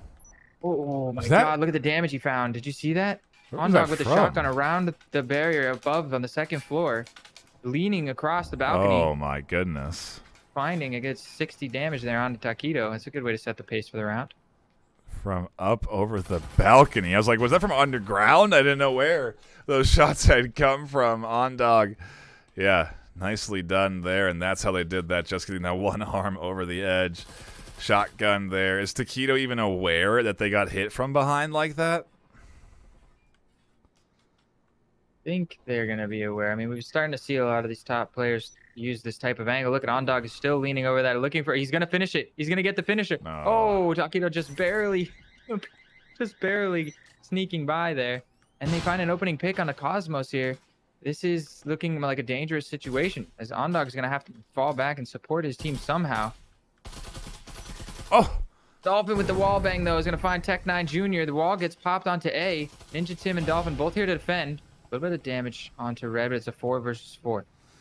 Nice simulation there from Dolph on top of the static emitter, just in case they had gotten rid of it. Really shuts down Red from breaking through. And ooh, there's another immolation nade from Ninja to prevent entry from that doorway. Red is going to swing here and could be finding a fight sooner than later if they try and challenge out through that big open doorway. Otherwise, look at the flank. Ondog is here and almost has the back of Stone, but doesn't. Stone in Hotline are now pushing B side, and it's a really a spread out offense here from Acer. It was until this point. They're all coordinating onto this B bomb site. Now they found the weakness in the defense, it seems, and now it's on to Dolphin and Ninja Tim to keep them. Ninja Tim finds the first pick. Hotline is looking around the corner with that active camo. Ninja Tim spots him, but he doesn't manage to find the headshot. Dolphin is going to have to clutch up for her team again here in the connector. 1 versus 2. Otherwise, it's championship point for Team Acer. Hotline's in front of them. Taquito's on the short corner, and Dolphin's so close to hitting that wall bang there. See, here's Taquito's shots. They know they're there. They find 1, but not 2. The best they can do is push us to a best of 5 at this point. But on the reset, on the pistol round, it's Acer looking at taking the championship if they can just take this next pistol round. Heritage, Acer are still battling. And on the swap, I mean, I feel like the chances for Infinity have gone down substantially. Yeah, I think this is probably one of the harder sites to take. I think this is one of the window ones where it is a little bit easier for the side of Infinity, but yeah, it's defense now. It's the most preferred side on this map, and I think Acer knows that they're just 1 away. And for Infinity, they're gonna have to buy everything. A quick Not shout a lot of out options to buy. Oops, sorry. to you, Phil, as I see the the pain of the headache coming in there. Potentially almost done with this set. We'll crown our champion right here if Acer take this pistol round. And again, if you are tuning in, give Phil all the love in Discord and subscribe to their YouTube channel. They deserve all of the appreciation that they can get for what has been a ton of great effort this weekend, last weekend, just overall the whole preseason. They've been a fantastic caster, part of the VRML team. We've been really happy to have you casting, Phil, and yeah, big shout-outs to you for all the work that you've put in as we do get into round 7. Ondog opens up the window. A site is getting pushed heavily here with a drone flying through. Hotline almost gets picked up over the top, but doesn't, and it seems that Infinity are going to be pushing in towards A. I do appreciate the appreciation, and it is, yeah, Kalern trying to the A. The wall gets blown. Cosmos dives into the bomb site here. Cyclone in hand, but Stone quickly shuts that down. The crossfire is coming in from both sides, as we do have a flank coming in from Taquito as well. He's going to pick up Ondog through the window. I'm sorry, Taquito's one in sight. It's Tech9 Jr. in the back line, and all of a sudden, everything rests on the shoulders of Ninja Tim. The only thing standing between Team Acer and the preseason champions title is Ninja Tim and a Spectral at 78 points of health. Doesn't have EMP in hand. It's not looking good if you're an Infinity fan. We've gone all the way. We're here on a map 3. It all comes down to this. He's going to have to make some magic happen. We've seen a lot of clutches. I'm not counting it out, but Ninja does have to clutch. Clutch or kick, as they say, because we will be kicking out of here and crowning our champion with Acer taking it 3-4 in total rounds 1. No matter what happens after that, if they do win 3, there's no way that Infinity can get enough rounds, even with a map win, to beat Acer. That's the way this works. This is the all-important round for Acer. The only other option is a best of 5 if we tie all the way down, which means that Ninja has to clutch this. They have to win 2 more rounds afterwards, all of which are not going to be easy tasks. The 1v3 approaches. 45 seconds on the clock. Taquito's on an off corner there.